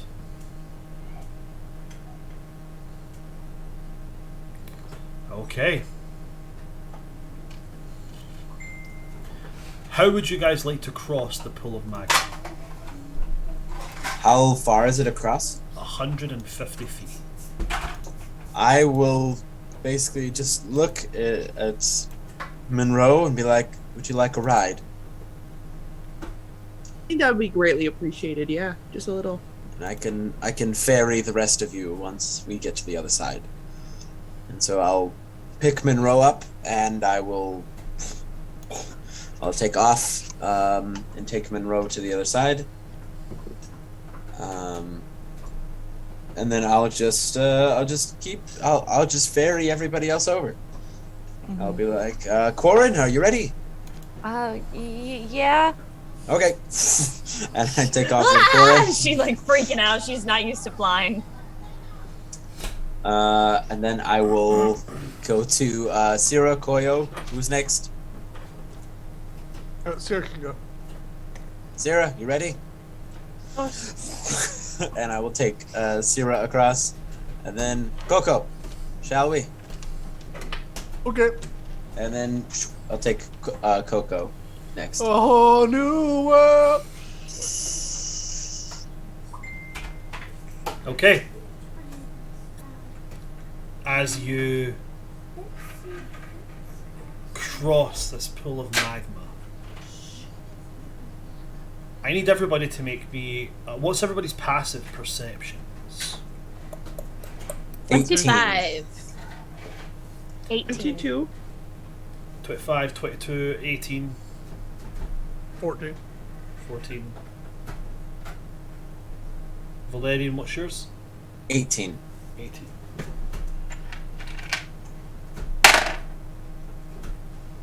Okay. You all cross without issue. You land on the other side. You can already hear the sound of thumping booms from within this cave.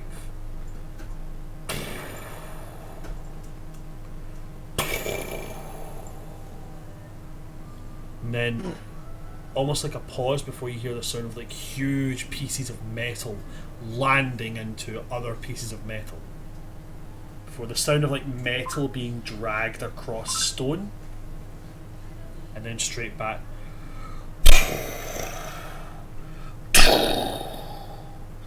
Enough so much that it shakes the foundation. Sounds like that's our man. And I will head on inside. I will go as well. Yeah. As you guys enter, the tunnel that leads you through here is roasting hot. Like, touching the side with bare skin would not be advised. You will take damage. Following the corridor, eventually you will get to a large room, like a cavern with piles, like small hills of discarded weapons, armor, items, doohickeys, thingamabobs, thingamajigs, cast off bits of like metals that Quarren you would know are like rare, real rare ores and minerals that are just like, no, this bit broke, fuck it. Valerian, bits of I'm going to get back to describing the rest of this, but the grocery van just pulled up and I do need to grab something. I'll be back in 5 minutes. Okay. Okay? Okay, don't you worry about it. Okay. Okay, so here's the earth. Dang. There's the earth. Magma. But I'm the So, like, tired. anyone else is like, that was way too easy. Like, Mm-hmm.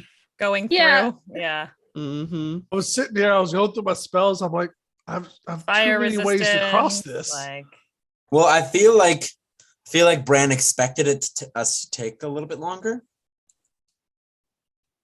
Maybe to get across, or like have more difficulty, but maybe he forgot that I have 4 wings.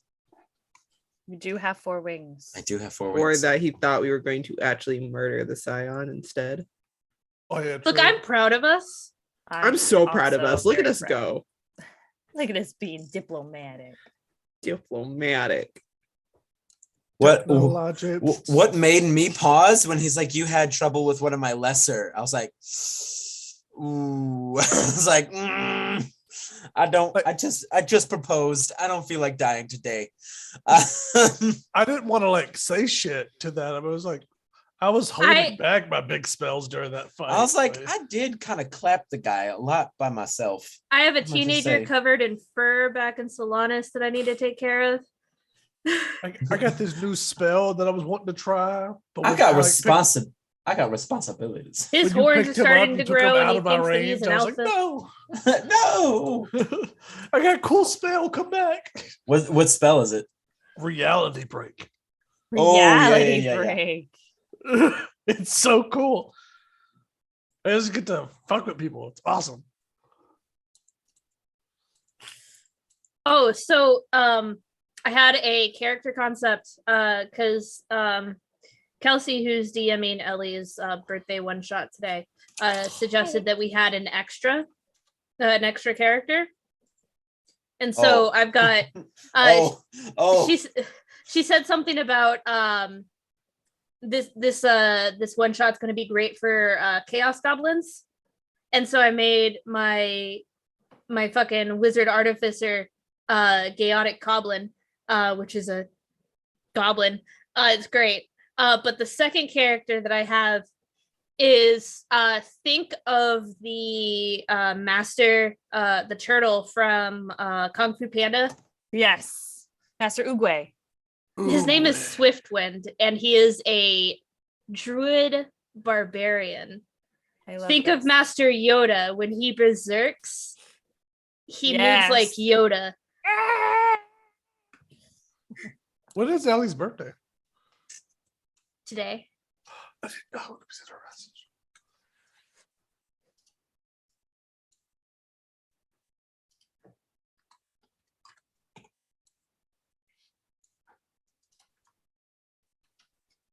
But yeah.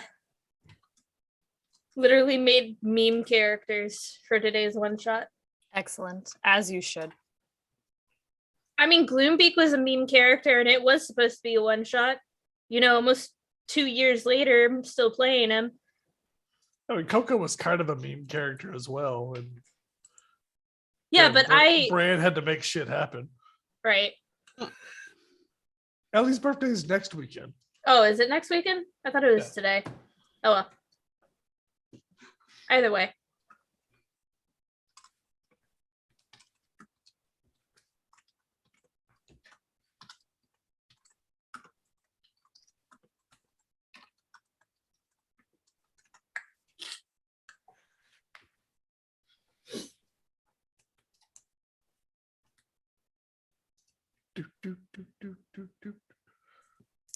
So tired of being sick. Have you ever tried not? I'm trying so stop. hard. I've sneezed so much that I think I've pulled a muscle in my chest. And now I it hurts. hate when I do that. Oh, It hurts so those are the bad. worst. I sneezed earlier, like when we were on break, and it hurts so bad, you guys. That we. Da, da, da, da, da, da, da, da, da, da, da. Sorry. My bad. What was Hit the that, wrong- Alec? Hit the wrong button. It's my scary music for infection. Oh.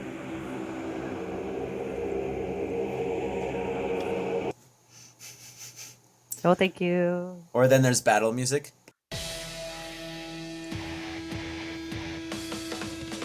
Is it coming through? Yeah.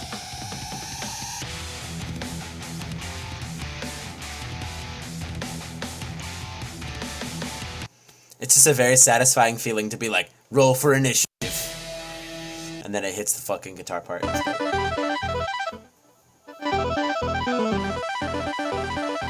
I playing Mega Man right now? Yep. It's a boss battle, 8-bit. Hold on. Where was this one from last night? Hold on. Hey, Here, this would have been the music when Valerian proposed. Monroe, for so long I've wanted to tell you. God, please. Please stop. Dacker. I've you never see wanted the to be in a back telenovela more Ooh, I than now like before. it. Wow, that was good. Just, Oh, I like that a lot. I've been waiting so long to say this.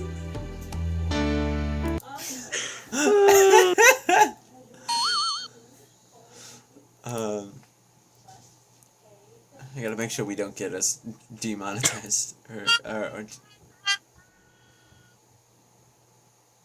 Womp womp. Ooh, I gotta remind Bran it's my last day for a little bit. No. I forgot to do that. Sorry. She gets proposed to and she's like, bye. She's like, bye. That's why I did that today. Good times. You proposed. Now she's disappearing. Alec or Valerian, what did you do?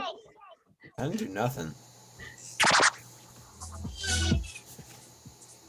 Shotgun wedding, anybody?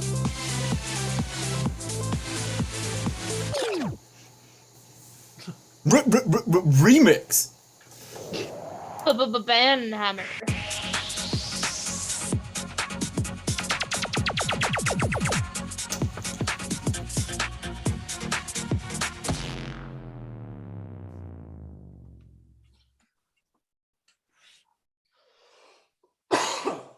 Shit.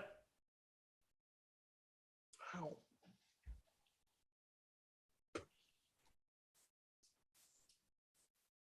Baseball size D20.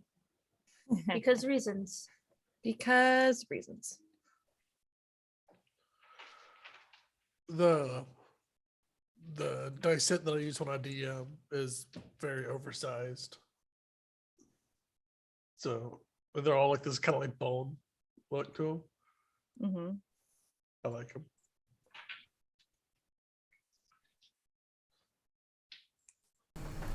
Thank you very much, guys. Thank you for the understanding there. Thank you. How dare you? My bad. My bad. We were playing with stuff. No worries. So, cast off pieces of metal, weapons, armor, broken bits, like only like slightly broken. Like Valerian, being an artificer, could fix the majority of these things that are slightly broken, but they've been cast into rubbish piles. Around you, you can see Valerian automatons that are, to a degree, more stylized than yours. Not stylized, that's the wrong word. They don't look as smooth and sleek as your Warforged did, but they are, their design is impeccable. And they're like lifting heavy loads and carting them around easily. There are Taking notes. There are like magma and stone elementals that are like, you know, conducting like tasks of like almost like acting like bellows. Like these stone elementals are taking in huge bits of breath and slamming down on these huge bellows, keeping this massive internal magma core of this volcano roaring. These magma elementals are almost like coating around it, containing the heat.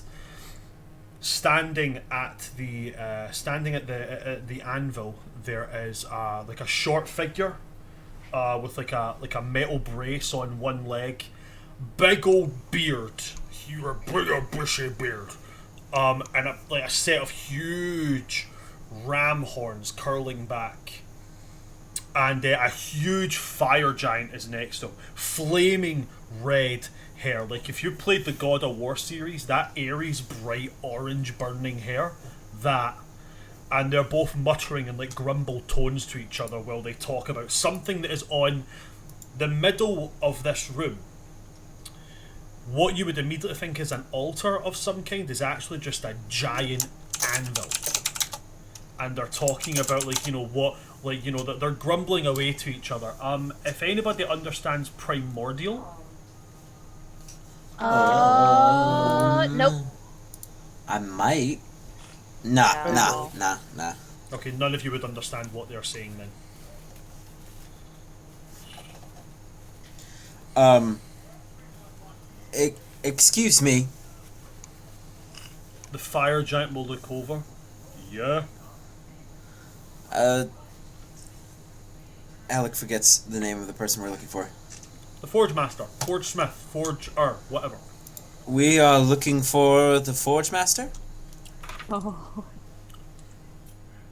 I say little ram creature, he's still about 6 foot, 6'3", 6'4", but he's like 5 foot broad. He's got like, you know, lumber overs go about, have you got an appointment? No, but we could make one. Honestly, issue with mortals. Never making appointments. What do they think? We just got to... if there was a Twitter or a do you have a code or something where I can make an appointment? I just invented QR codes and Twitter. It's in the world now. Sorry to say this, but somebody in the pirates already beat you to Twitter. Damn. Shit. It's okay. We still got Yelp. Yeah, we still got Yelp. You We guys still have got Ben Yelp and and Jerry's Disney and Disneyland. and Disneyland and Ben and Jerry's. Oh my god. Didn't we Oh, yeah. make Uber too? Yes. Yeah. Fantasy. Those pirates. Uber. We're enterprising. Yeah. The short ram fella is going to turn and go, right, you take over. Try not to fuck it up too much. I will speak to you mortals in my office. In my All right. office. Yes, what? Because I'm a primordial being, I'm not allowed an office. No. That's- I was just never mind. Wow. Yes, Corey, that's yes. really dismissive of you. People are allowed to have offices. I don't know what an office is. It is a place for. It's a great for you to TV do- show, Quarren. You should really try and watch it. Michael. Parkour. Parkour! Bears beats Battlestar Galactica. I'm Beyonce always. Great. Yeah, an office is a place for someone to focus and work. It's like your own space specifically meant for work. Oh well, that's lovely. Yes, it's like can my give you my one. it's like my laboratory. Yes, we can set you one up back at the palace. That would be really nice, actually. He's literally Sure. he's literally just standing there with his arms crossed, like. Oh, sorry, we get distracted. Yes, yeah, if you wouldn't mind, lead the way. It was a joke. I'm a forge smith, and we're in the middle of a forge. This is my Ah. office. Right. That was a really good joke. You completely Right. played us. Usually mortals only wander their way here for two things. One, you're curious and want to learn. Or two, you're looking for a weapon to kill something. Which is it? And I need to know before I can say no. I guess a little bit of both. I think it's a little bit of both, honestly. I'm a bit of a. Are you honestly going to pull a Norman? I'm a bit of a Osborn? scientist I'm somewhat myself. of a scientist I'm myself. somewhat of a scientist myself. I'm Oh. somewhat of a artificer, and I see your warforged that you have here. I'm appreciating the design, but also, and I'll pull out Silver Sorrow, because he's the one who made it, right? No, No, the other one but that we he- met. It's Silver The Surfer. other one He that has, we met. his apprentice made it. Ah, okay. Well, we have a weapon here from your apprentice.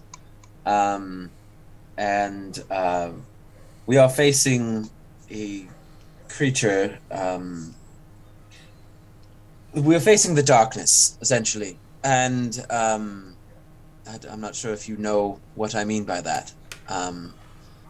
But Giant extra plane of force deals in terror and fear and yes, that one. And he's very troublesome as he jumps from body to body. And we find it difficult to pin him down and kill him. So we're wondering if you could possibly help us create a weapon that can prevent him from doing so. So we can destroy it at the source so he can't escape. Oh, I'm capable of doing it. But why should I? Well, you exist on this world, correct? Some portion of me exists on all worlds. On all worlds. And if this darkness wins and takes over this world, you will no longer exist on this plane, nor anyone who pledges fealty or loyalty or prays to you, or I'm not sure if you're a god of some sort. And what's going to stop it from coming to the next one, and the next, and the next, and the next? And when it's time, when there's nowhere else to go for you, you could have stopped it at the beginning. I could have stopped it thousands of times. What? He's hungry. This thing has shown its ugly face throughout the history of your world. Thousands of times. I could have stopped it then. And you didn't because... It's not my place. Why wouldn't it be? You create things, right? Yes. He's going to point to Monroe. You shoot things, right? Mm-hmm. He's going to look to you, Sierra, and he's going to go, you do magic, right? You do magic.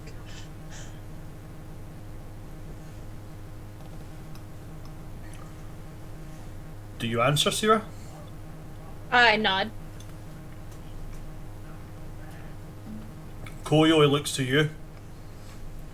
You mess You with some weird shit. You mess with time. And then he's going to look to you, Quar, and then he's going to say, you try and help people, right? It's the only thing I know how to do. Okay. He's going to look to you, Alec. When you make a sword, do you worry about the people it'll kill? No. He's going to look to Monroe. He's going to say, when you fire a bullet, do you worry about what might happen if that bullet doesn't hit its target? Sometimes.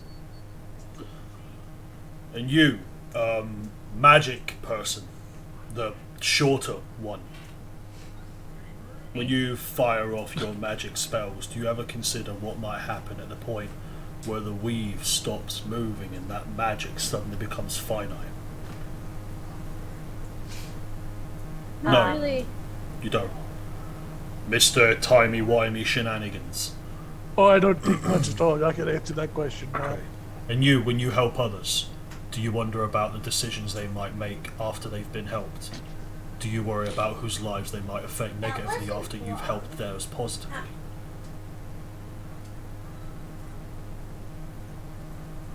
I cannot control the actions of others. All I can do is control the actions that I do upon myself. That right there. Now the other four here, they've all got brain cells. You've got a brain.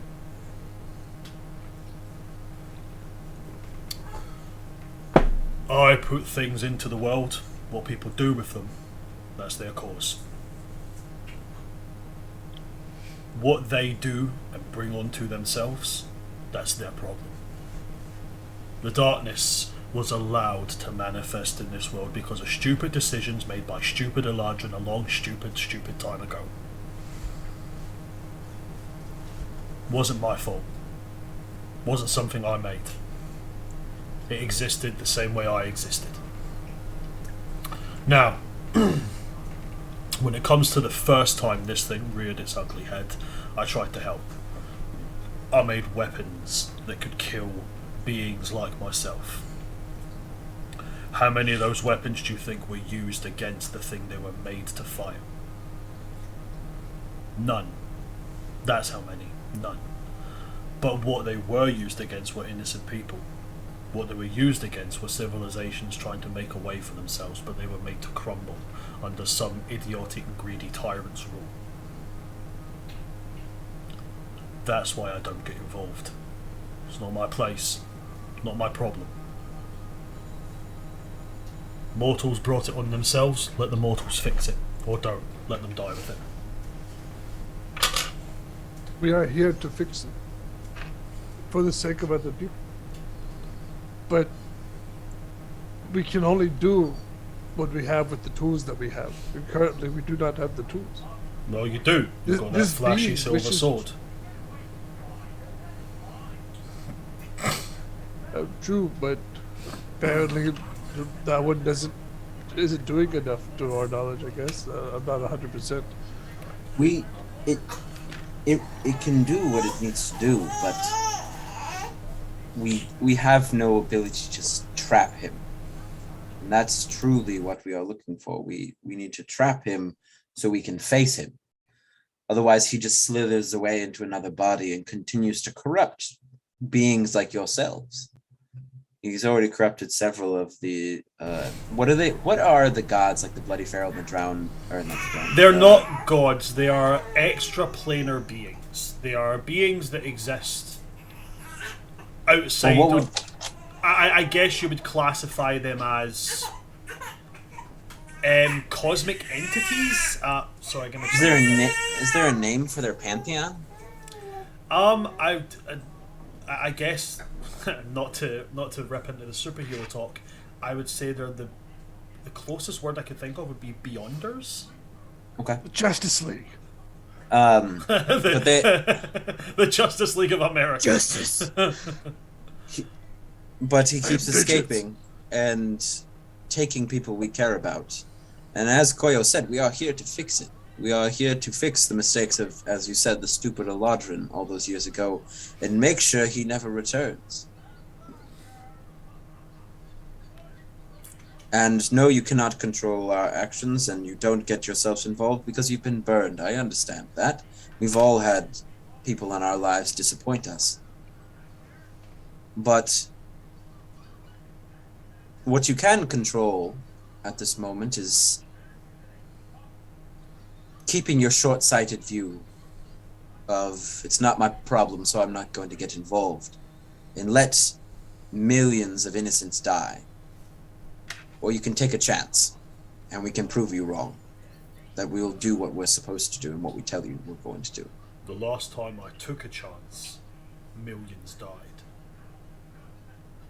Now you are going to stand there and tell me to take a chance and not let millions die. Yes, why not make up for your mistake and take a chance on someone who can guarantee that it will be used in the proper manner? What if it was less of a chance? What if we've asked this question so many times? I don't know why it hasn't crossed my mind. We're always asking about the weapon. What do we need to kill this person? What if the item we were looking for wasn't a blade? What if it wasn't a gun? What if it was a shield?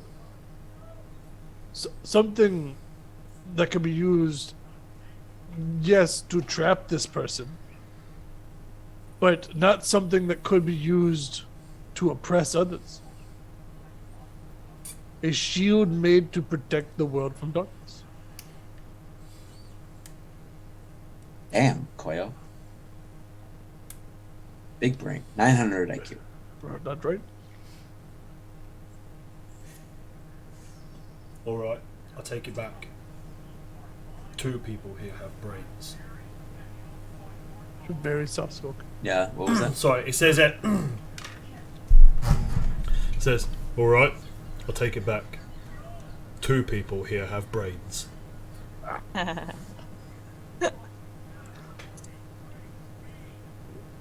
3 people here do a lot of talking, 2 sit quiet. It's the quiet ones that have often got the best words to say. I do a little of both. He's going to look to Sierra and Monroe and be like, you 2. Your friends here are adamant I should risk getting involved again to help. Do you not think the same thing? Oh, no, I do. What I don't understand is you refuse to help because millions died. If you don't help, everybody dies.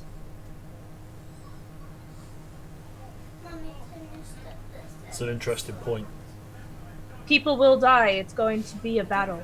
That's an unfortunate part of what is to come. However, if we can minimize that death with your help, isn't it worth it?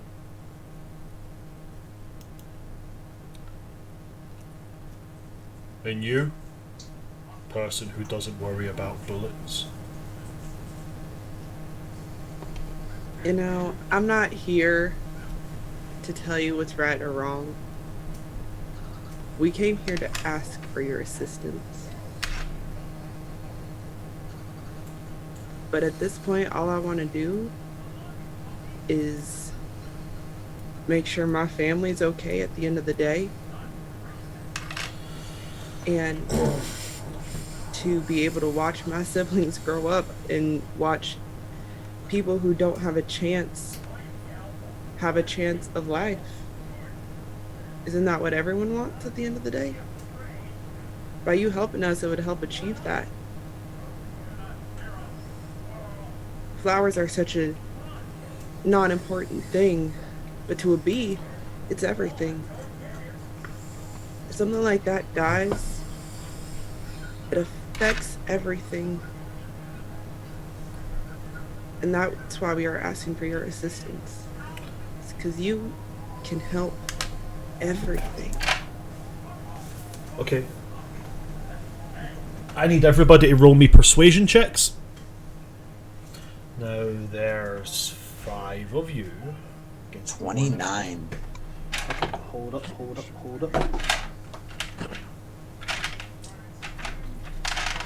21. That's bullshit. No. Oh no. At 26. I rolled a 24. one. Are you serious? No. After my brilliant idea. That was a brilliant idea, dude.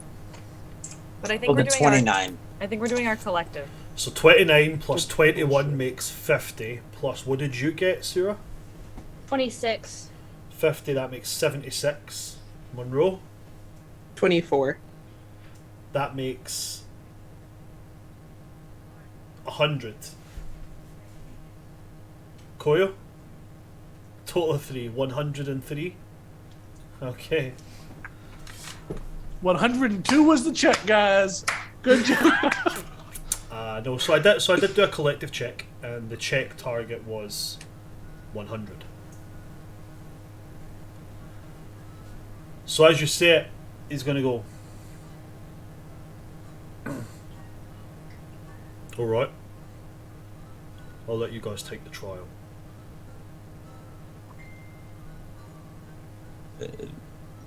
What is the trial? It's how I determine mortals that are worth my time. It's called a trial, but technically there's 4. First you'll burn, then you'll temper, then you'll cool, and then you'll hone.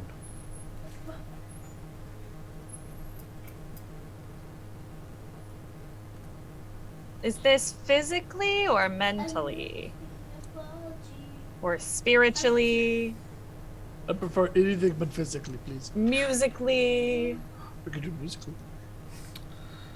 Right, Got the song in the please back explain the of the process of burning musically. It's how spicy you want to dance. So like, It's called you know, shredding. Salsa. this is just like cold, and then it's just getting warmer. You start moving your hips. You start getting all You could dance like spicy. this. So okay, so this is Shakira is the this hottest is level. so this is the thing. This is the thing that I just found really interesting there. A couple of times Alec has referenced dancing in character, and he always does it with this like look of sheer professionalism, as if he's still on the dance floor. And then you were doing it, and the movements were professional, but your face was like gremlin. And all I got in my head was, if That's Alec just makes my that face on the dance floor, do you do that face on the dance floor? Like, If we ever like dance together and he makes a face at me, or I do the reverse, we're always like, bah. It's too funny. oh man. He's gonna say the trials are the trials. That's just how it is. That's how it's always been. At least one of you has to make it through. You don't all have to do it, but I will lose a load of respect for anybody that chickens out at this point. No, I'll do it. Let's do it. None of you are even beginning to hear everything about it. No questions asked. Okay, maybe. This is beyond us. We have to save the At the end. world. At we the end of pass the day, first any test? Any If sacrifice you- that If you fail any of these tests, your entire essence will burn away to nothing. Sounds Understood. familiar, Brand. This is why when you said about the trial of death and you said what it was, this is why I laughed and went, "Oh shit," because I'll show you the notes. This has been what has been planned with this for the longest of times. No! Yeah. Okay. I guess. Let's do it. Let's give it a shot. Yes. Alright. Prepare yourselves, because this is really going to hurt. And he's going to raise up his blacksmithing hammer, he's going to lay it down, and he's going to crack it on the ground. I need everybody to roll me a constitution saving throw. Everybody gets +5 from me. Okay. Nat 20 16. 27. for a total of 27. 27, 25. 27, 25, I also have 27. 27. Sierra? 16. Okay, as he slams the hammer down, Monroe, Quarren, Koyo, Valerian, you're completely unaffected. Sierra, you get a real big fright because of the bang. And he just starts laughing. You should have seen the look on your face. No, there's still things that have to be prepared before the trial takes place. Feel free to mill around and have a look. I think you might find some beds if you want a rest. I'm not entirely sure. It's been a long time. I'll get everything prepared and I'll find you. All right. And Thank then you. he turns away without saying another word and just makes his way through this other door, grumbling. Every time he moves, every time like he looks away from you guys, he trails off and like as if he's going, "Oh, I'll find everything I need." Fucking. He's like the cat from the Smurfs. He's like, You try to say it. He's like, what is it? Is it No, Gargamel's the Gargamel. wizard. Gargamel's the wizard. No. What's the cat's name? Google! Yes. It begins with an F. Um, No, it's not. Is it? Azrael. Azrael. Azrael. Azrael. Yes. Huh. So you guys are given What a name. free reign to walk around the forge.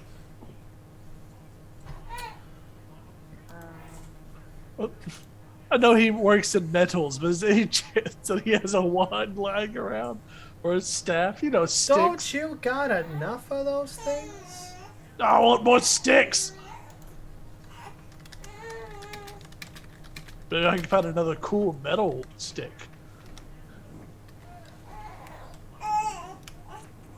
I would like to investigate the Warforged personally. Okay, so Oh no, baby. Babies. Dun, dun, dun, dun, dun, dun.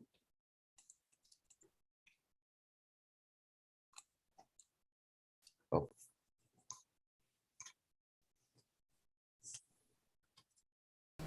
okay, so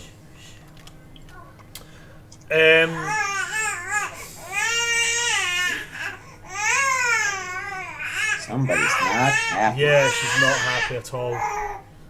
Okay, Alex wanting to investigate the piles of stuff. Sorry, investigate the Warforge. Koyo wants to investigate the piles of stuff. Sierra, Monroe, Quarren, anything you guys would like to do? I want to check out the forge itself, Okay, like the anvil. right. I have a message that I want to send. Or Okay, two, technically. I'm gonna stay with Sierra. Monroe's sticking with Sierra. Okay. So, Sierra, Yeah. what's the message you want to send? There's two. Excuse me a moment, just while I get everything sorted, so I can pull out my keyboard, start the tap tapping.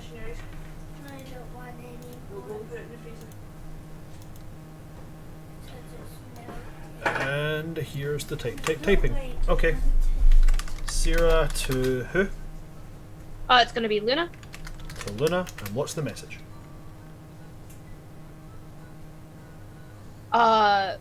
Met the scion of the Bloody Pharaoh. It seems that the darkness has in fact tricked the other benefactors. The scion is hissed. I have no idea where he went. He is in Yulena.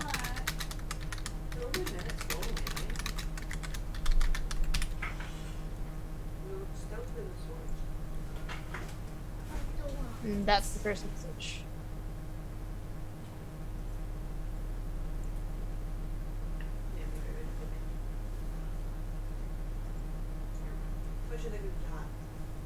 So that's you're casting the spell message, not sending.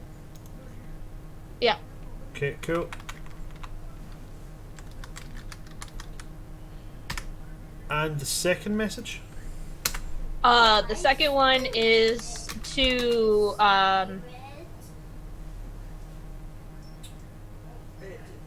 the orcs. Okay. So the orc the orc that you spoke to who said that they were going to have to take the orcs Yeah. back to the west, okay?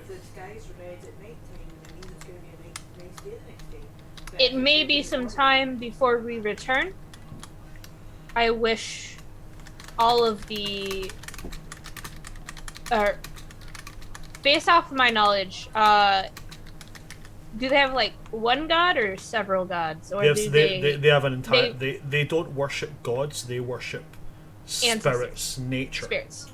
They don't believe so much in ancestors. They respect their ancestors and they respect them as much as many different cultures do.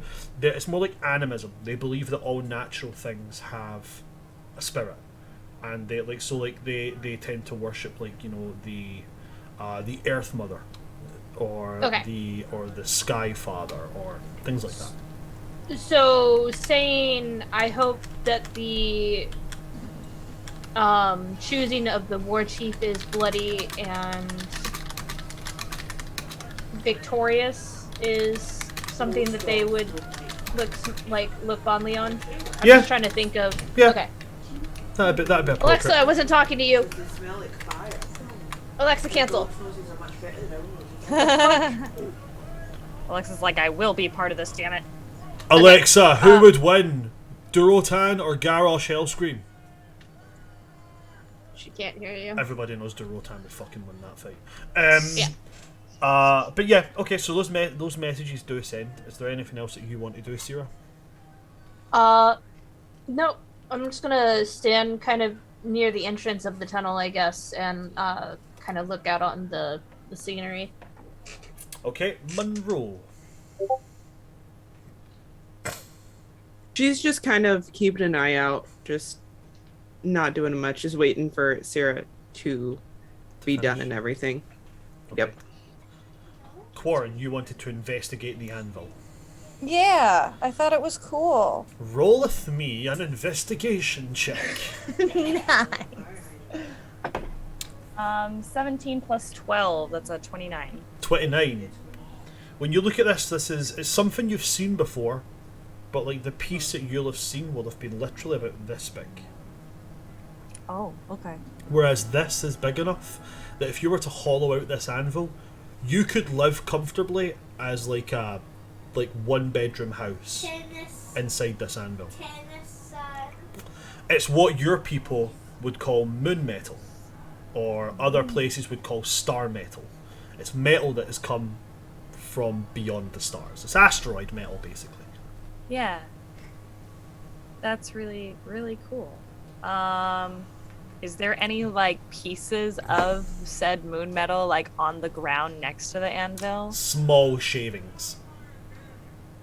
I just want to take just some shavings and just place it into a little jar, if I could.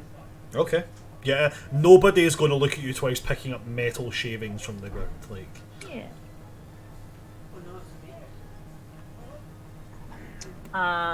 Otherwise, is there anything else in as far as armor or as far as weapons that I might see that might have any sort of theological or spiritual presence about them? I mean, the weapons that are made here are... They're not like, this was an elven blade made in honor of the elven god of like the summer and such like that. It's not like that. These weapons are made like, these are weapons that are made for people to take and make a name for them. Not this weapon has a name and it has been passed to you by a long family. It's not like that. The weapons here all just look like normal weapons. The point is that they just make the basic craft. Got it. Okay, cool. After that, I'll probably try to find the girls and find our rooms. Okay. Koyo, you wanted to have a look at the piles and look and see if there was any wands or sticks. Sticks, yes. Okay.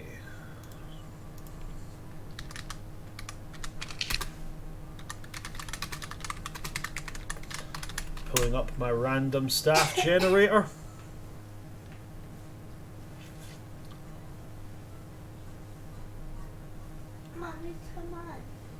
Okay, dokie, you can roll me an investigation check, please. Investigation check.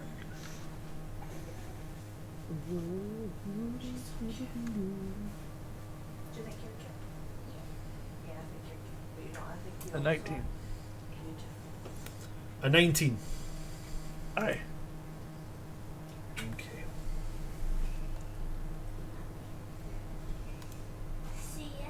Bear with me 2 moments again.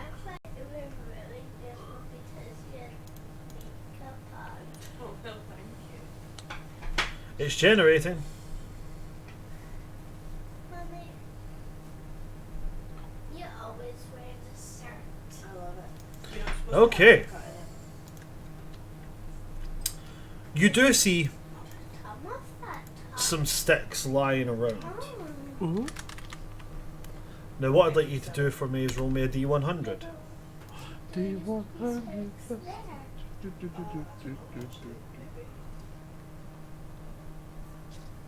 That's a 26. It was almost an 86. It became a 26.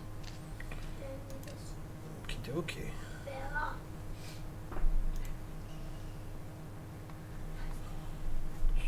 Just a minute.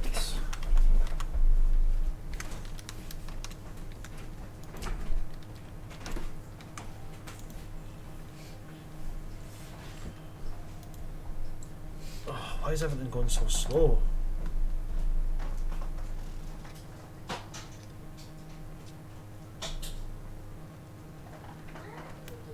Okay. So, with that, what was the number that you got there again? 26. 26. Okay. I can't breathe out my nose no more. Oh, buddy, that's the worst part of it. We're nearly done, I promise you, buddy, you'll be able to go rest. On a 26, you would come across something that it's less of like a staff and more of like a scepter. Ooh. Scepters are cool. It has a certain look to it. It's like the head of it looks like a flanged mace, but nestled in between it is like a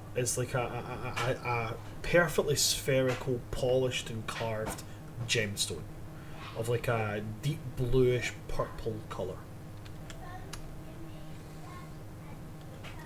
The handle itself is sleek, made of a very, very simple polished brass, but the actual curled head of it, the kind of almost flanged head, and the bottom decorative pieces are like real like dark iron. Can I cast Identify on it? If you would like to. I would like to, please. Okay, it is a rod of alertness. Oh, what's it do? While holding the rod, you have advantage on wisdom perception checks and rolls for initiative. There you go. While holding the rod, you can use an action to cast one of the following spells from it: detect evil and good, detect magic, detect poison, disease, or see invisibility. You also have a protective aura. As an action, you can plant the haft end of the rod in the ground, whereupon the rod's head sheds bright light in a 60-foot radius, and dim light for an additional 60 feet. While in that bright light, you and any creature that is friendly to you gain a +1 bonus to AC and saving throws, and can sense the location of any invisible hostile creature that is also in the bright light.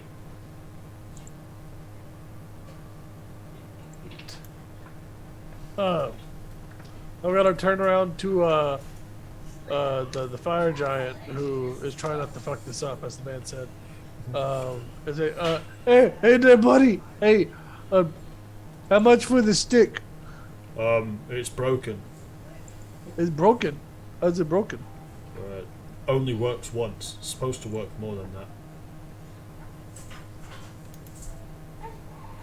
So, just for clarification, like, is he saying like the spell casting part of it doesn't work, or the protective aura? He's saying the magic doesn't retain inside the scepter, so once it's used once, it'll shatter. I mean, if you want me just to take it away, I'll take it away. And unless you got one that doesn't break, I'll take that too. If you want to take a broken stick, mate, you take a broken stick.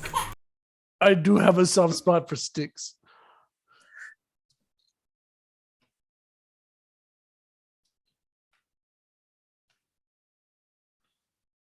It's okay. It's okay. Oh, she is a saint. She is indeed. She is indeed. And yeah, so you're more than welcome to take it, but it's one of these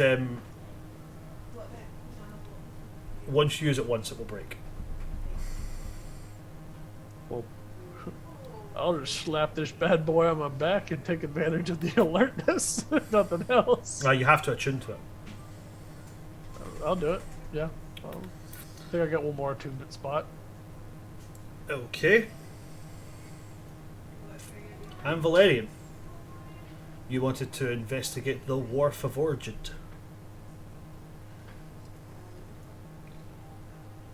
You are muted. You're muted, buddy. I can hear you barely through Natalie's me. camera. I was like, Shit! Alright, yes, I'd like to investigate the Wharf of Origin. I just want to see how they are made, what makes them tick, just kind of see if I can learn anything from them. Okay. Roll me an investigation check. So that is a 16 on the die, plus investigation, which is 4, so the dirtiest of 20s. Their design is more simplistic.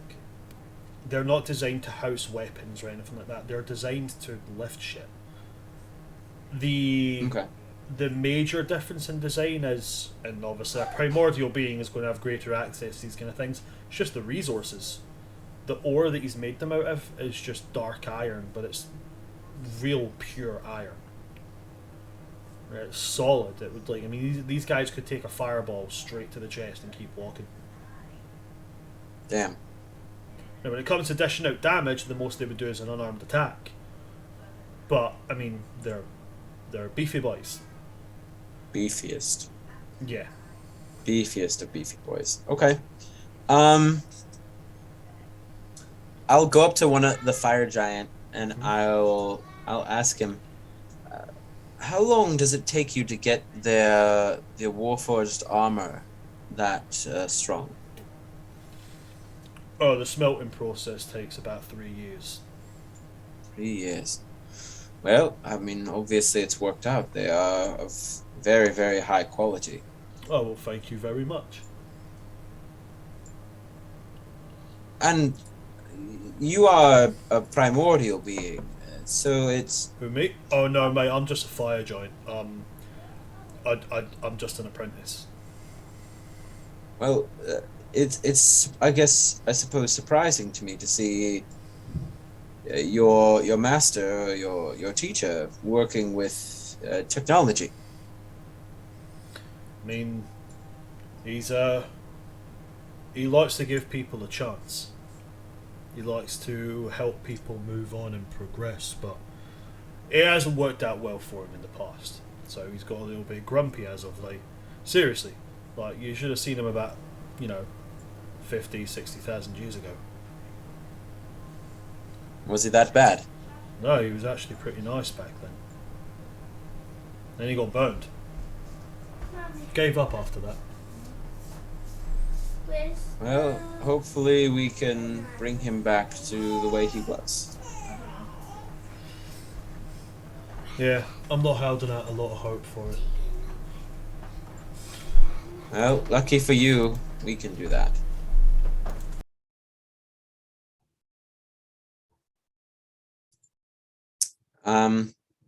But that'll be pretty much it. Once I've investigated the Warforged, and kind of have an idea what their deal is.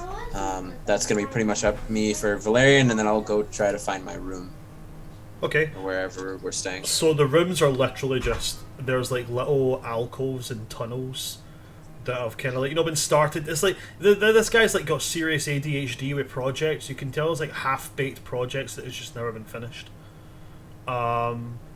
He's getting major ones of that. It's like some of the alcoves are just like, they're just stuffed with like old covers and stuff and pushed out of the way. So it's not like there's beds. It's like there is space and things to sleep on top of. Perfect. So you can find your way to sleeping wherever you may find a space. Yeah, If that is what y'all would like to do. I think so. Okay. I'll find Monroe and figure out a bed of some sort. Guess we wanna can find, use my like, wings. If Guess there's we can any use my like, wings. if there's any like craters of like a softer soot, I want to like just curl up in one of those. You're literally Mole from Atlantis. Yes. Do you know what? Just for the aesthetic, I'll give you it. There's like a crater where like they take any coal that has been burned through, and they just kind of they chuck it in there, and it kind of powders down into this like kind of like fine soot powder, and you can until you're just like submerged up to like here. Yes. Perfect. Monroe, Valerian, you're able to find what is essentially maybe some kind of like bathtub or something that's just got a bunch of like large pieces of like material. It's probably just been cut into strips to be wrapped around the hand or something like that, just chucked in there. Koyo, Sierra, any particular type of thing you would like to sleep in? You're muted. I don't need to sleep. I just need a chair. Yeah, plenty of chairs around, plenty of thrones. Thrones that were made for the greatest of kings who then died or proved they weren't worth it, so the chair just got thrown away. Koyo. I mean, hell, those castaway thrones, if they were made by this guy, I'm sure they gotta be super fucking comfortable. That sounds dope. Okay. With you all settling down to rest, that's where we will take and end this session. I got a new stick. So happy. I got a new stick. Got a new stick. Thank you very much for everybody coming to see us. I do apologise about the late start. I do apologise about the early finish, but I can't keep my party away from the rest of their day. They have lives, people. Lives. Live. Now, there is a bit of bad news, guys. A wee teeny bit of bad news. Something that quite honestly breaks my heart to say. It does. This is going to be Kai's last session with us. Till the end of May. Like, Oh, Jesus! Kai is going to be... I was going to be furious with Kai. Kai is... So pissed. It's because you proposed. That's the only rereason. Yeah, she's like Can't off have that. She's like she's off to have like her last night of freedom, but for 2 months. No, I believe Kai, you're off to do some amazing LARP stuff, right? Ren Fair stuff and all that jazz. Yep. All that Ren Fair stuff. All We're that back Ren in Fair season. stuff. Back in season. The pleasure so- fair in California. Mhm. Yes. If So, you are in California, go to do it. It's amazing. So It's the Kai- best fair. Kai, as far as I'm aware, when you first brought this up to me, you said this was going to happen, but there might be times in and about that 2 months where you might be able to jump in here and there. Yes. Right, okay. Hopefully, it depends how tired I am. No, that is completely understandable.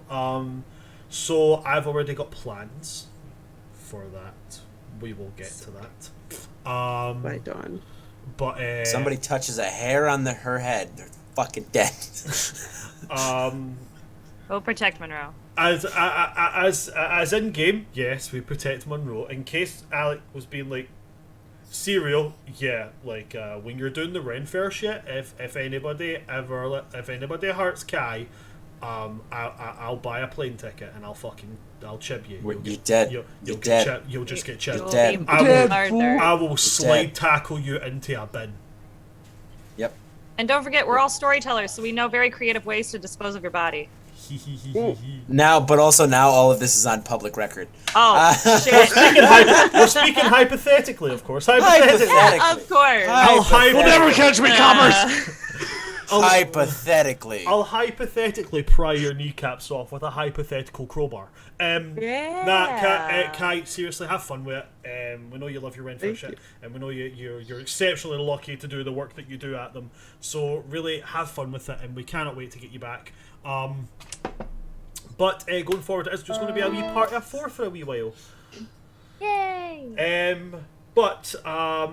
That is where we're going to end the session. If you've liked what you see, guys, please do feel free to go and give all of our social medias a check out. They're really, really cool, and they're worth going to see.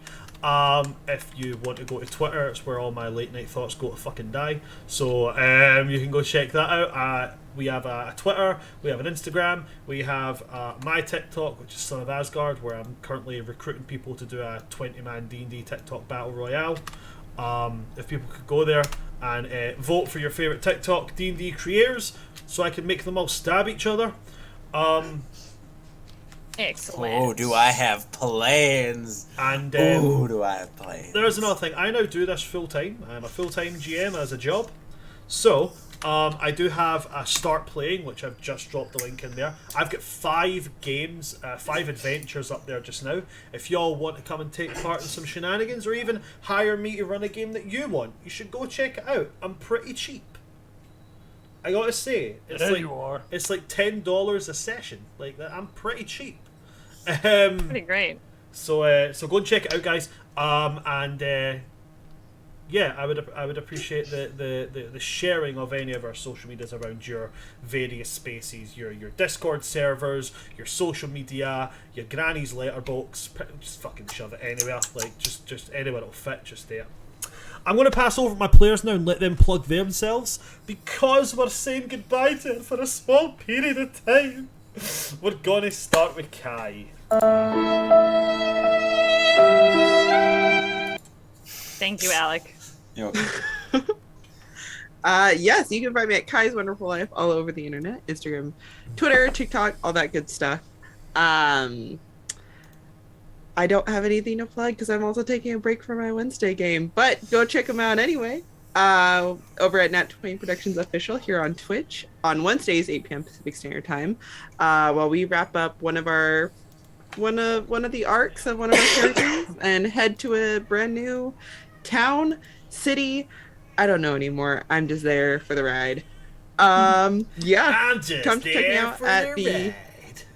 I'm just there for the ride. I'm a supporting character. That's all I do. Hell yeah. But if you are in Southern California, from April 9th to May 22nd, Saturday and Sunday, both rain and shine, I am at the original Pleasure Fair. You can find tickets online. They're all on sale, and it's a great freaking time. So come check us out. Do go and check that out, guys. I'm very jealous that I can't go because, like, I would love to go to Ren Fair stuff. But I'm in Scotland! Just move to the United States. Yeah, we'll get you there. I fucking watch me. Yes. We'll be like Patrick. Let's just take Bikini Bottom and move it somewhere else. Just fucking watch me. Hey. Aye, darling, here. Do you want to go somewhere where everything's chaos? Let's do it. We're gonna move on to Syrah. AK, what you got? Well, as I've been talking about for a while now, I'm still looking for players for my SCP Foundation one-shot. If you guys are a fan of the SCP Foundation, and are okay with, some blood gore, maybe a bit of TPKs, Just a bit. hit me up just a bit. Because you're going to be needing 3 different characters, if that says anything. We'll I love need a a TPK. scientist, a guard, and a D-class character idea. And our lovely DM, Bran, is going to be sitting at my table. He's also going to be helping me find players. So if you're interested, please join Son of Asgard's Discord and hit one or two of us up. Other than that, you can find me here on Twitch at AK Warlock, where I need to get off my ass and do it, where I stream randomness. I'm currently in some video game ADHD, so I'm jumping between so many things. I'm replaying Horizon Zero Dawn because reasons. But yeah, you can find me on Thursdays playing Gloombeak here on this channel. And the chaos they cause is tremendous. Oh god. Moving Anyway. on from AK, thanks very much for that. We go to Alec the Bard with our sister channel. Please go ahead. Yeah, okay, so I've got a lot. There's the Worlds Guild, the sister channel of Asgard's D&D Adventures. It is a community Twitch network where different DMs and groups of players are running all sorts of different games over there. We've got Infection on Saturdays. We've got, I don't know, probably Bears on the other Saturdays. We've got To the Skies. Those are the 3 games running over there right now. Soon, Mr. Gillyburn will be running weekly or bi-weekly Monsters of the Week one-shots. And then we've also got a possible new campaign coming up over there as well, so make sure to check that out. There's a lot of lovely people doing a lot of lovely D&D work over there, so check that out. We've got, I'm over on the Rosewood Inn monthly. I'm in Brimstone Hollow, which Underground, which is a homebrew campaign by Too Hard the Bard. We just aired our first episode the other day to an audience of 506. It was fucking insane. And then Chromatic Dice is coming back. The channel is going to be coming back under my stewardship. I don't know. With Bad Apples, which is going to be a new D&D campaign featuring a bunch of fantastic creators. Then there's also going to be a talk show, which I have to talk to a couple of you about, called Boys and People Building Stuff. We haven't figured out a title yet. Boys and People Building Stuff. It's a show hosted by myself, Odin-san, and Hamasama-kun, where we invite guests on and we build a homebrew world in an hour. It is insanity. We've done the first session. It is ridiculous. There's a town called Space Australia. We're figuring it out. World building, you say? Yes, that's why I said I have to talk to a few of you about it. So make sure to check that out. There'll be announcements and things coming out about that soon. And Alec the Bard on everything. I'm gonna win Brand's Battle Royale. That's all I got. Okay. That's a lot of tough talk for some of the people I've seen coming in, but yeah, thank you very much, Alec. Oh, I got a build. We're gonna move on to Koyokoko. What's going up, Dacker? What's happening with you? Hi friends. Currently working on a few different things for the live action game shows, as well as I am setting up a hardcore schedule for a weekly D&D game to be hosted on my channels. A lot of different projects coming up, and I'm aiming for most of them to be released in the next 2 weeks or so. So please keep an eye open for a lot of that. Twitch and YouTube on Last Time On, all one word, and also follow me on TikTok Decker101. About to start posting more stuff on there, but off of it for a little while, and I got a few things that I've got saved up in the archives I'm gonna start releasing, so give me a follow. That's it. And moving on, last but most certainly not least, we're moving on to yourself, Quarren. Hey guys, it's Natalie or Gizmos Aplenty. You can follow me on Instagram, TikTok, Twitter, with the handle Gizmos Aplenty. I have a lot of really exciting things coming up very, very soon, so please stay tuned. I'm talking like OCs, more campaigns, all of that. And I'm not saying I'm going to win Brand's Battle Royale, but I'm going to be certainly difficult to get rid of, so get prepared for that. I ain't ever scared. Mm-hmm. I ain't never scared. Vote for me. I want to play. Everyone go vote for Dacker, please. Go vote for Dacker. If that's everything from all of my players, then thanks for coming to see us, guys. I've been your host today. I've been your DM of Doom, Son of Asgard, or Asgard's D&D Adventures here on Twitch. With me today, we have had Kai's Wonderful Life is Wonderful. We've had AK Warlock as Sierra. We have had Alec the Bard as Valerian. We have had Dacker 101 as Koyo Coco. And last and most certainly not least, burying their head in the soot, we have had Gizmos Aplenty as Quarren. From all of us here at Asgard's D&D Adventures, good night, stay safe. Always remember when you're talking to very powerful primordial beings not to just assume they don't have an office. And also, do not pull a finny. Good night, folks. Good night. Bye.